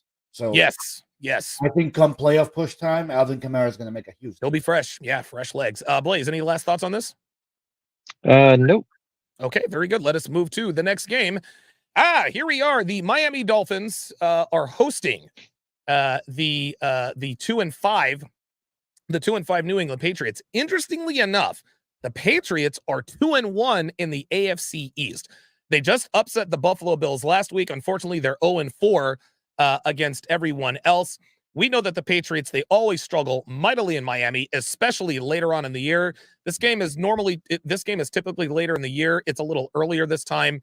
So Miami Day in Europe, like what's the most intriguing storyline here? We'll get to so we'll go over storylines and then we'll go back around and do picks. So what's the most intriguing storyline here? Obviously, seeing how Miami bounces back, whether they can put away the ghost of last week, if you want to call it that. Yeah. I also think an interesting narrative is, and I would never say this about a Patriots game, but with them going to Germany and playing the Chiefs next week, yes, there's a trap game. Yes. So yes. Those are interesting storylines for me to see. Okay. Storylines, Jay Blaze. What are the storylines you're looking forward to in this game? I think the biggest issue with the Dolphins is you have the playoff bubble or the contender bubble. I think the Dolphins are just out of it. They need to get some quality wins against over 500 teams. So I think they need to put the Patriots away. But dude, it made no sense. The Patriots beating the Bills last week. So it's a division game, it's gonna be interesting. Yeah, it's gonna be interesting. Look, it made no sense, the Patriots beating the Bills last week, but I remember there was one NFL documentary I was watching. I think it might have been Tom Brady. And the way he described it, he said there are 3 speeds and intensity levels in the NFL. There's regular season intensity, then there's division game intensity, then there's playoff intensity. He said that to say that, I didn't realize I snicked my camera. I think what he meant to say is that division games, anything can happen. Listen, the Philadelphia Eagles are clearly better than the Washington Commanders, but we needed an overtime field goal by Jake Elliott to beat the Commanders. We're much better than they are, but we play them twice a year. They know what we're going to do. We know what they're going to do. And so that explains the Patriots upsetting the Bills last week. Blackmail Media on the other side says, I see an upset. He's picking the Patriots. He's picking the Patriots to upset the Dolphins. So let's go to the picks now. Agree or disagree? And Jalen Ramsey is actually making his Miami Dolphins debut today as well. So Miami J, how do you see this going? Who do you think is going to win? Are they going to cover the spread? I think on paper, obviously the Dolphins should win this game. This is the type of game that the Dolphins need to win. It is a division game, so anything can happen. However, I would take the over in this game, and I think the Dolphins will ultimately cover. But it's going to be interesting to see how they deal with last week and how they deal with next week, this week. Okay, very good. Jay Blaze, how do you see this one going? So I heard Schefter said Ramsey was playing, but Ramsey said, no, that's wrong. So I don't think Ramsey's playing. I actually just saw. So I'm watching Sunday NFL Countdown on ESPN, and it looks like, he is active. Jalen Ramsey is active for today. So Jalen Ramsey is starting for the Miami Dolphins today. So there we go. I think the Dolphins win, and I think they cover because if Tua can get up to 2 touchdowns early, I don't see the Patriots being able to catch up. I just don't see it. I think the Yeah, Miami defense needs to have a strong game. They've given up some points recently. I think they need a dominant game here. I Yeah. agree with the both of you. One thing that seems to be consistent in the NFL is when teams are like good teams that are humiliated on the road on national television, those are the teams that tend to bounce back against teams that they're supposed to beat. The Dolphins came here to Philly and they got taken behind the woodshed. They're feeling some type of way. Xavier Howard is back. Jalen Ramsey is back. They're looking to make a statement. The New England Patriots always struggle in Miami. Tua is 10-0 against he's got a 10-game winning. He's won 10. I think he's undefeated against Super Bowl winning head coaches. And he has he is 10-0 in his last 10 games against Super Bowl winning head coaches. And he is 5-0 in his career against Bill Belichick, even as a rookie. I think the Miami Dolphins absolutely boat race the Patriots. I think this game is over in the middle of the second quarter. I'm taking the Dolphins 45-10. I think they're just going to absolutely blow out the Patriots. I think they're going to step on the gas, and I think they're going to send a message. Any final thoughts on this game? Yeah, from your lips to Mike Daniels' ears. There it is. Very good. The New York Jets visiting the New York Giants. Is this really a home road game? I don't know. I can't remember the last time the Jets played the Giants, but I'm sure it's going to be 50-50.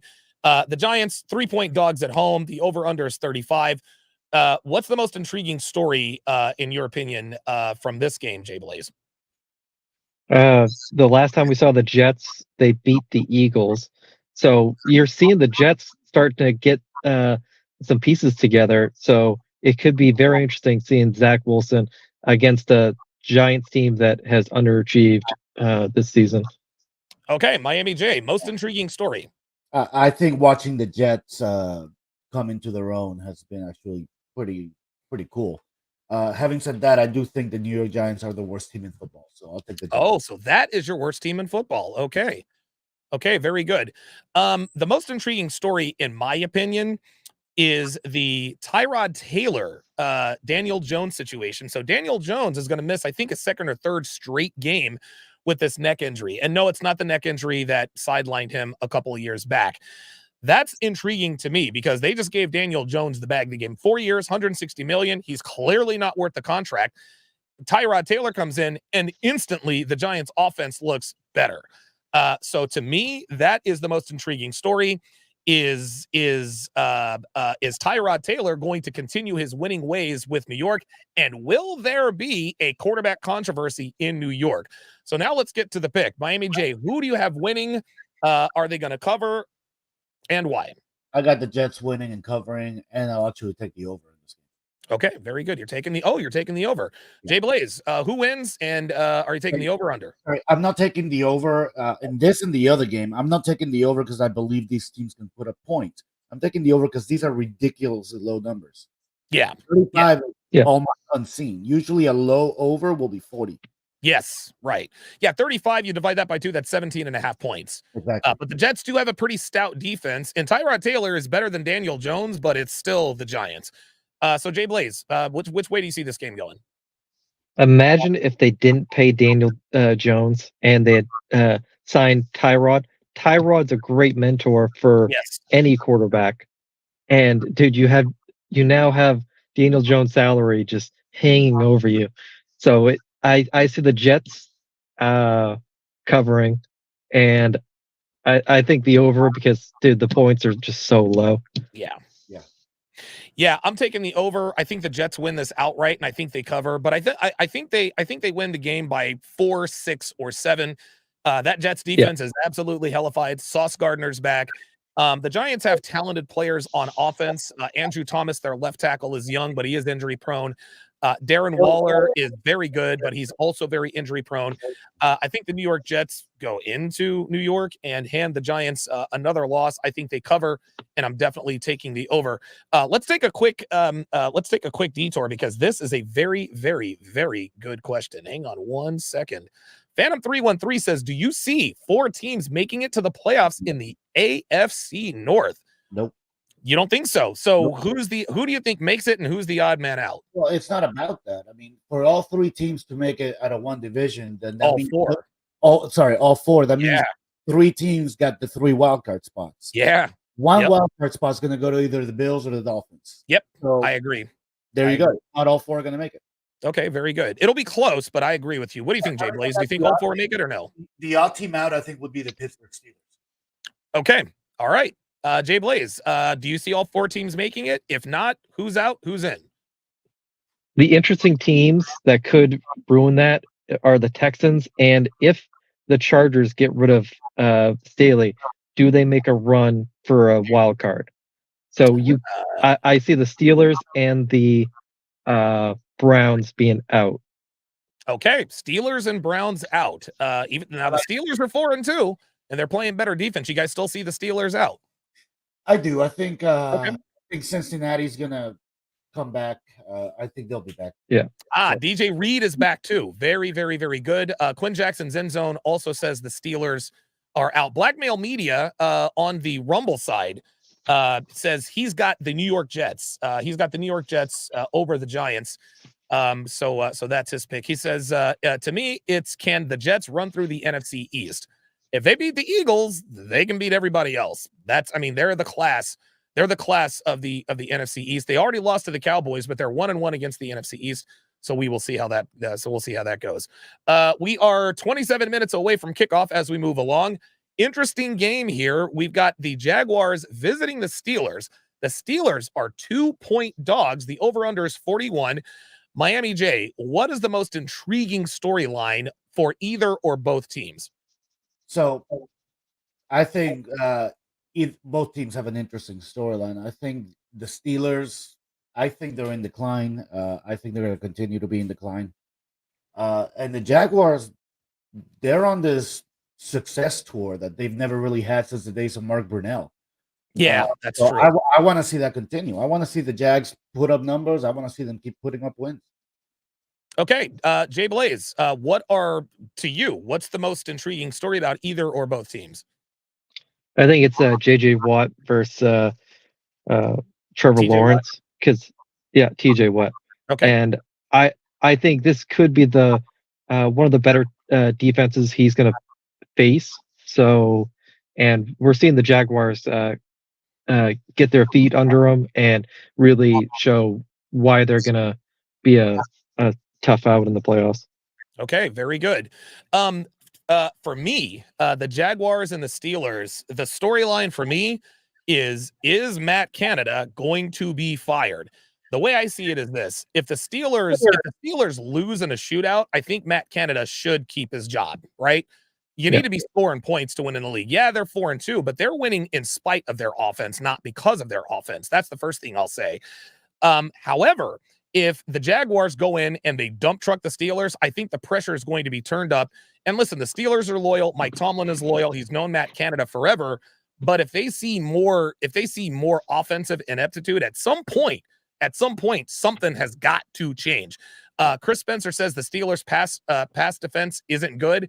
You're right, with the exception of TJ Watt, and he is the neutralizer. Phantom 313 says the Jags defense is dangerous. The Jags have a very, very good defense. They're a lot faster than people might think. He says they can rush the passer for sure.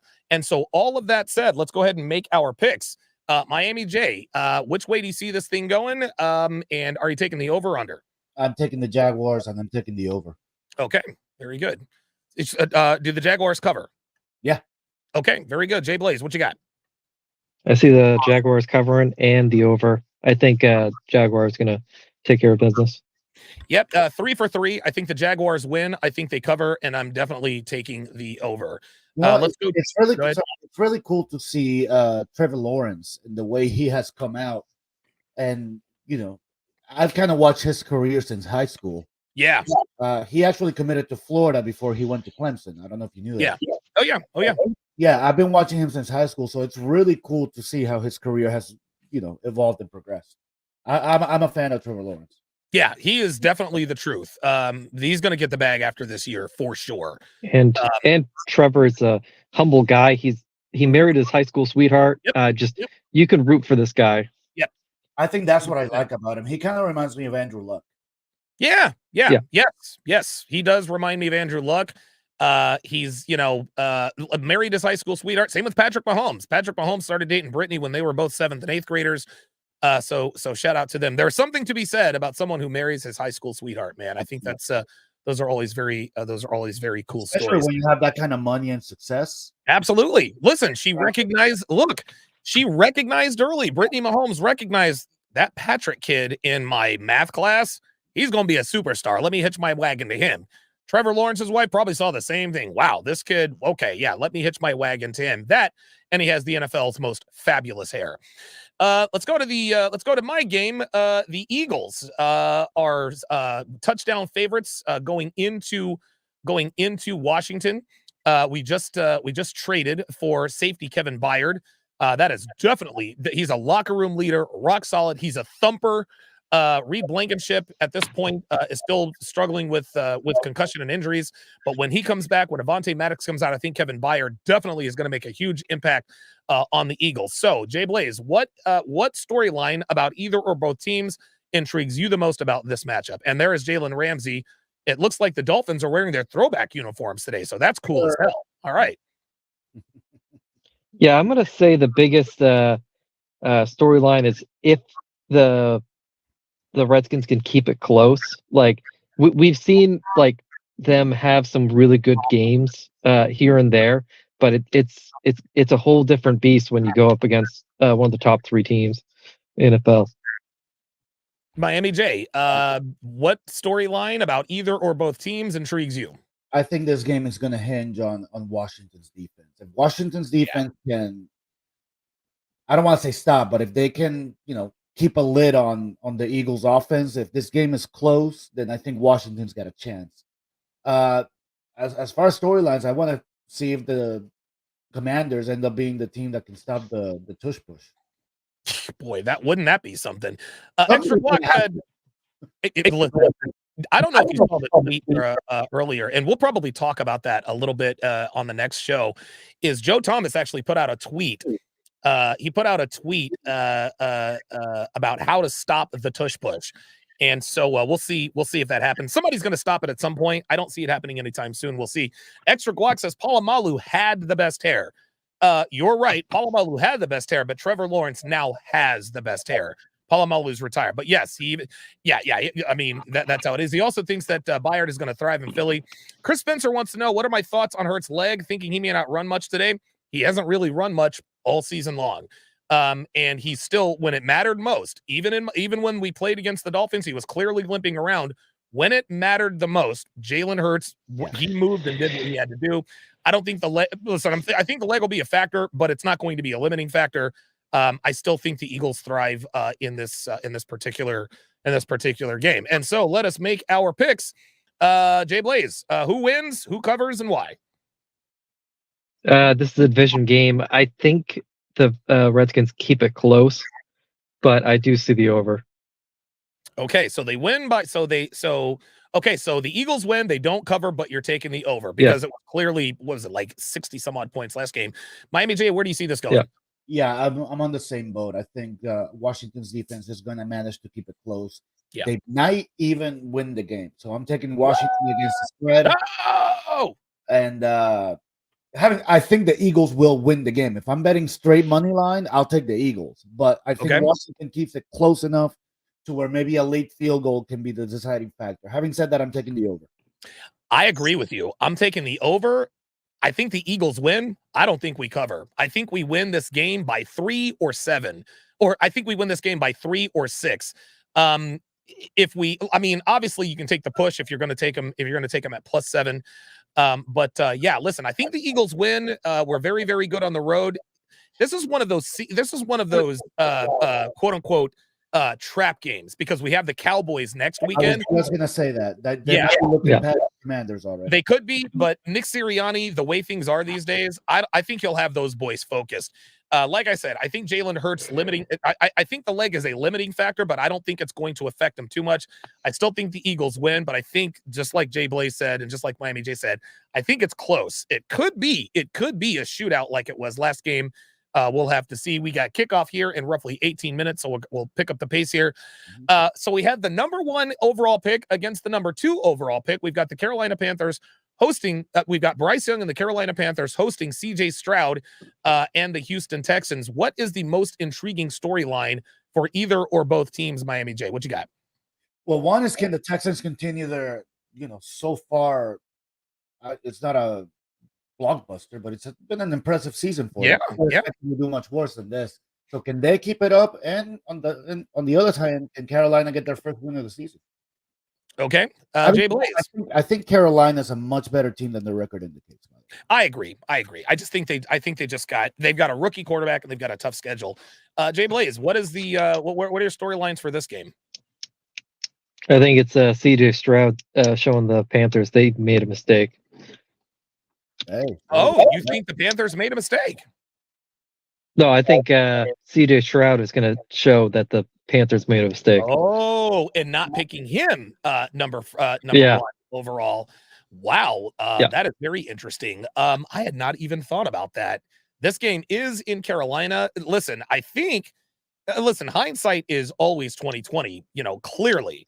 But CJ Stroud seems to have picked up the offense, fairly quickly. He appears to process information quicker than Bryce Young. And I agree with you, Jay Blaze. I think that CJ Stroud is going to show a direct comparison between himself and the number one overall pick, Bryce Young.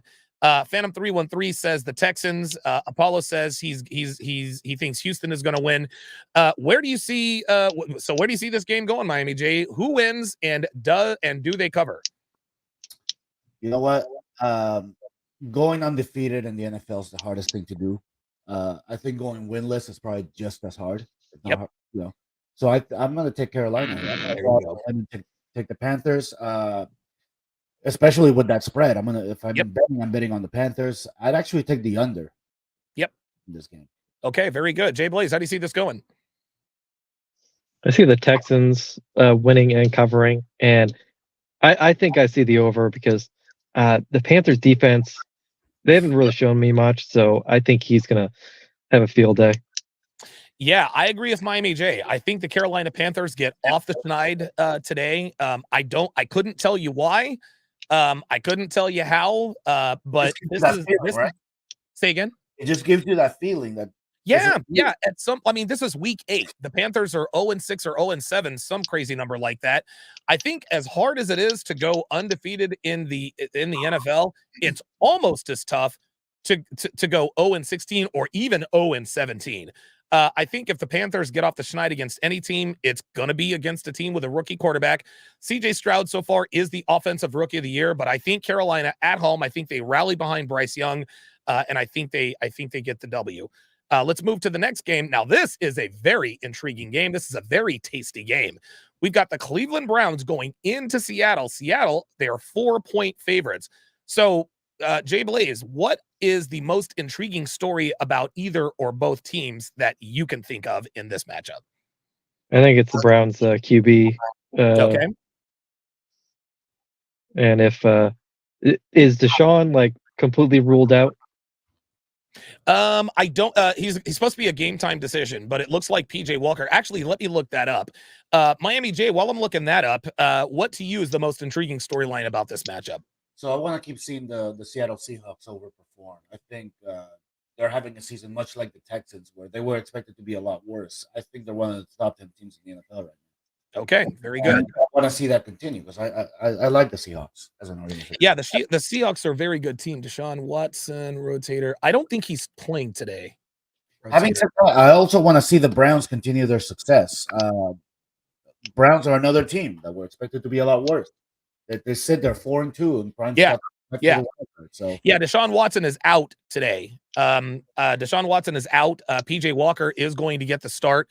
I agree with interesting to watch. Yeah, I agree with the both of you. Yeah. Chris Spencer says Watson is out today.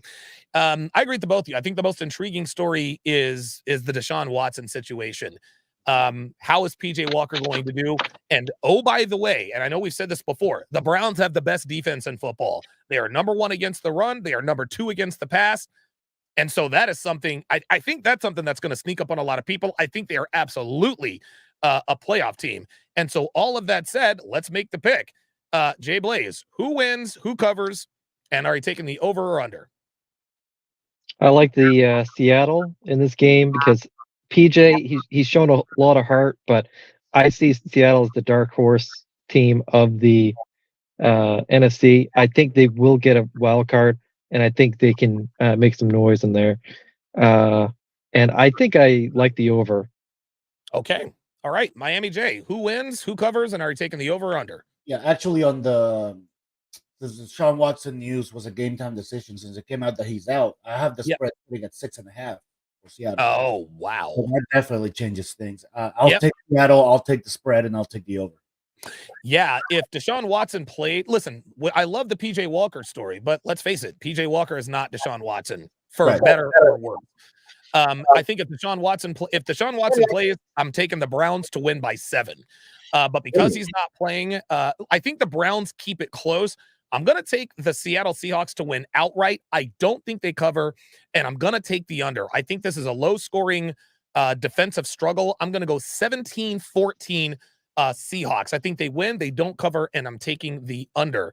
Let's go to the next matchup. The Kansas City Chiefs going into Denver. Denver 7-point underdogs. Patrick Mahomes is undefeated in his entire career over the Denver Broncos. The Denver Broncos also have a 16-game losing streak against the Kansas City Chiefs. However, I am told that Taylor Swift will not be in attendance for this game. I don't know how much that does or doesn't affect the play of the play of the game. So Miami J, what's the most intriguing storyline of Kansas City Denver that you can think of or that matters to you? Taylor Swift not being there's definitely going to be a hit for the TV.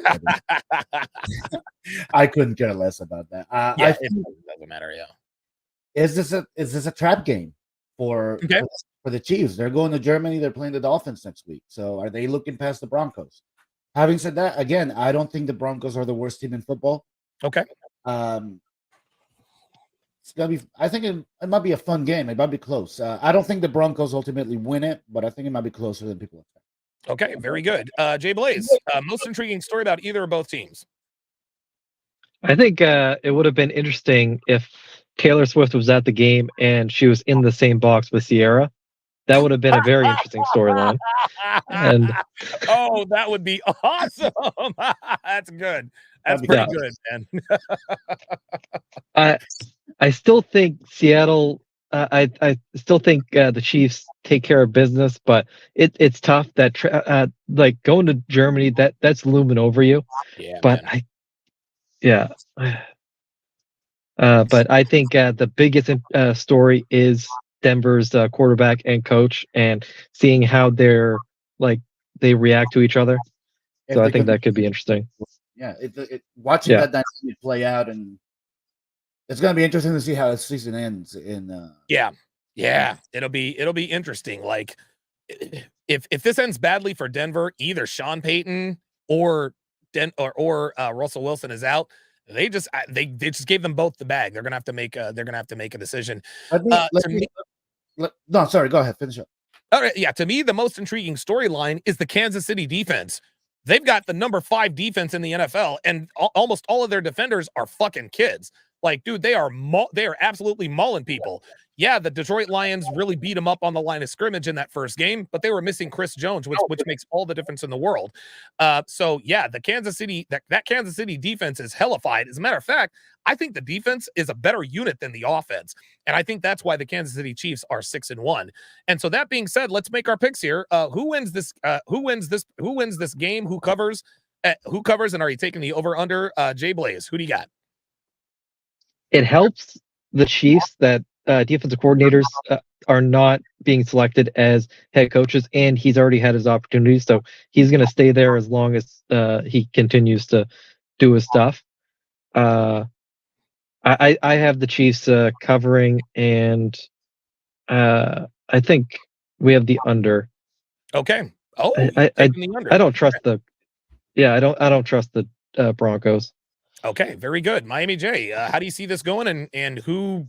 I mean, do they cover? Yeah, I don't trust the Broncos either, but against the spread at 7 points in Denver, I'm taking Denver here. Okay. I like I said, I don't think they're the worst team in football. Let me defend that real quick. I think I'm not a stats monger. Sure. There are very few stats that I think are actually relevant. I think one of the most relevant stats to look at an entire season for a football team it's your point differential. Your That's good. your points sense. allowed. Especially when you consider that they gave up 70 points to the Miami Dolphins. The Broncos differential is only sitting at negative 69. So they've only been outscored by 69, and over 7 games, they're being outscored by 10 points a game. Yeah, even less if you take it. Well, yeah, about 10 points a game. If you take right around 50-point spread, yeah, that's true. An aberration. Okay, that makes sense. So I think, and that stat, by the way, is the worst team with that stat is the New York Giants at negative 89. So, yeah. Okay. For me, that stat is very telling. Even if you have a couple wins under your belt and the other team doesn't, in this case, they're both equal. Yeah, they beat the Packers and the Packers and the Redskins. Those aren't exactly. They're both equal, but to me, the Broncos are not the worst team in football. I'm gonna take the Broncos against a 7-point spread. If it was less, I might take the Chiefs. Wow. I'll take the Denver with that spread, and I'll take the under. Wow. So the Chiefs win, they do not cover, and you're taking the under. Correct. Okay, very good. I think the Chiefs win this game. I think they cover. I think they win 28-10, but I'm taking the under. There was just a snowstorm in Denver. It is a mile high, and teams do tend to struggle, at least initially. But the Broncos are so bad. Their defense is so bad. Their offense is so bad. I think Kansas City puts this game away in the third quarter. The only reason why I'm not taking the over is because of the Kansas City defense. I think the Denver Broncos they probably get a late touchdown or a garbage field goal to get to 10. But I'm taking Kansas City. I think they cover, and I'm definitely taking the under in this game. Here's another very intriguing matchup. The Baltimore Ravens going into Phoenix to play the Arizona Cardinals. Kyler Murray, even though he is fully healthy, is not going to play. That being said, Jay Blaze, what to you is the most intriguing story about either or both teams in this matchup? See, Lamar Jackson going back to MVP form is the most interesting matchup. And like the Cardinals are staying with teams like really well, but Baltimore is just on a heater. So I think I don't think they stay competitive with them. Okay, very good. So we are 5 minutes away from kickoff. So we're going to put this into overdrive. We're going to skip the stories. We're just going to pick the games. We're going to pick the games against the spreads. So Miami J, who do you have winning this game? Who covers? And are you taking the over under? This is one of the rare games that sits at plus 10 where I'll actually take the favorite. So I'll take Baltimore. I'll take the over. I think okay, Baltimore. very good. Excellent. What do you got, Blaze? Baltimore and the over. Yep. I'm taking Baltimore, taking the over, and I think they cover. The Arizona Cardinals are one of the worst teams in football. The Baltimore Ravens, just like Jay Blaze said, are on a heater. I think they're the third best team in football. I think they're one of the most complete teams in football, and they're still missing J.K. Dobbins. So I think they go in. I think they absolutely dump truck Arizona. This, to me, is the game of the day. The Cincinnati Bengals at 3-3, the San Francisco 49ers at 5-2, having lost 2 in a row. It's almost like a must-win game for both teams. If Baltimore, if Cincinnati loses this game, they fall to 3-4. They remain in the AFC North cellar. If San Francisco loses this game, they're going to be on a 3-game losing streak. So who wins this game? Who covers? And are we taking the over/under? Miami J. I think this game matters a lot more to the Bengals than it does to the 49ers. Okay. Not that it doesn't matter to the 49ers, but the Bengals have had that must-win mentality since week 3. So I think they're going to be much more fired up. Having said that, being at home, I'll take the Niners. I'll take the over. Okay, Jay Blaze, what do you got? I think I have the Bengals and I have the over because Purdy, like he had a concussion last week, right? So I don't know if he's fully healthy. That's right. Yeah, I have the Bengals. Right. I didn't remember about Purdy. I might take the Bengals on this game too. Okay, very good. I'm also going to take Cincinnati in this game because Deebo Samuel has been ruled out. Debo Samuel's been ruled out. Brock Purdy is still now. He cleared the percussion protocol, but he was just cleared yesterday. I'm not saying that he's still going to be a little bit foggy, but 1 week after concussion, it's still probably affecting you in some regard. I agree with Miami J. I think the game means a lot more to Cincinnati. I think the game means a little bit more to Cincinnati. I think San Francisco is definitely going to be playing with a sense of urgency, having lost 2 in a row. But I don't think they can overcome the loss of Debo Samuel. They are 0-2 now without Debo Samuel. And yeah, of course, the Brock Purdy injury. But I think the Bengals need this game more than San Francisco. I think they go into Santa Clara and they hand the 49ers their 3rd straight loss. So I'm going to take that. I will say, go ahead. Both of you. We'll go Blaze, then Miami J. Go ahead. I will say the interesting factor with this game is Sam Darnold, because the defense never practiced with him in mind. So he could be a very interesting aspect if they bring him into the second quarter or third quarter. That could be true. I think Brock Purdy probably makes it through the game, but it was kind of surprising that he got the start. What you got, Miami J? Yeah, the Sam Darnold thing would definitely be an interesting wrench to throw into this. But it feels like almost since Debo Samuel went out, San Francisco's offense became completely one-dimensional, where defenses can now focus on McCaffrey exclusively. Absolutely. Brandon Ayuk is the truth, but the reason why Brandon Ayuk was effective is because he had Debo on the other side, and they always line up George Kittle on the weak side with Debo Samuel, which opens things up on the strong side for Brandon Ayuk. Let's quickly go to the next game. The Chicago Bears visiting the Los Angeles Chargers. I'm going to go ahead and make my pick now. I think the Bears go in, and I think they upset the Chargers. I'm taking the Bears. I'm taking the over. I'm taking them to beat the Chargers outright, and I think Brandon Staley does not have a job tomorrow. Miami J, agree, disagree, or what you got? I can agree with that. I think Justin Fields has kind of come into his own in the last few weeks. He's had a couple of very good games. I actually fully agree with you. I think we said earlier in the year, should the Chargers coach, should he get fired, et cetera, et cetera? And we said not yet. Well, that yet has arrived. This is it. He needs to win this game.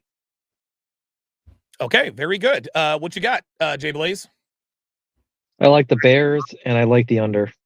Okay, very good. Quinn Jackson's in zone. I didn't make a prediction. I'll take the Bears and the over. Okay. All right, very good. Quinn Jackson's end zone says Sam Darnold is starting.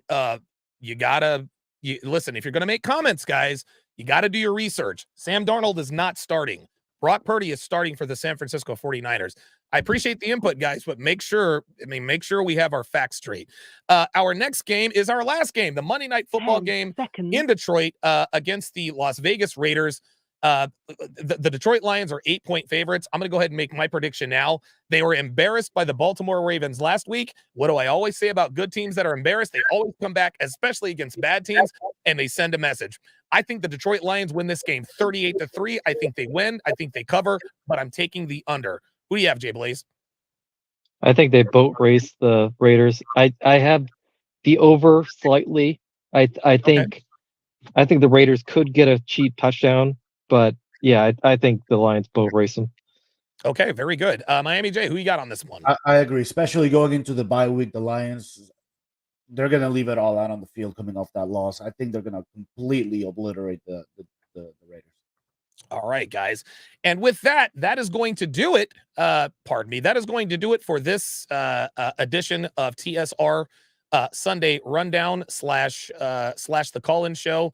Thank you guys very, very much for tuning in. We are going to watch the games and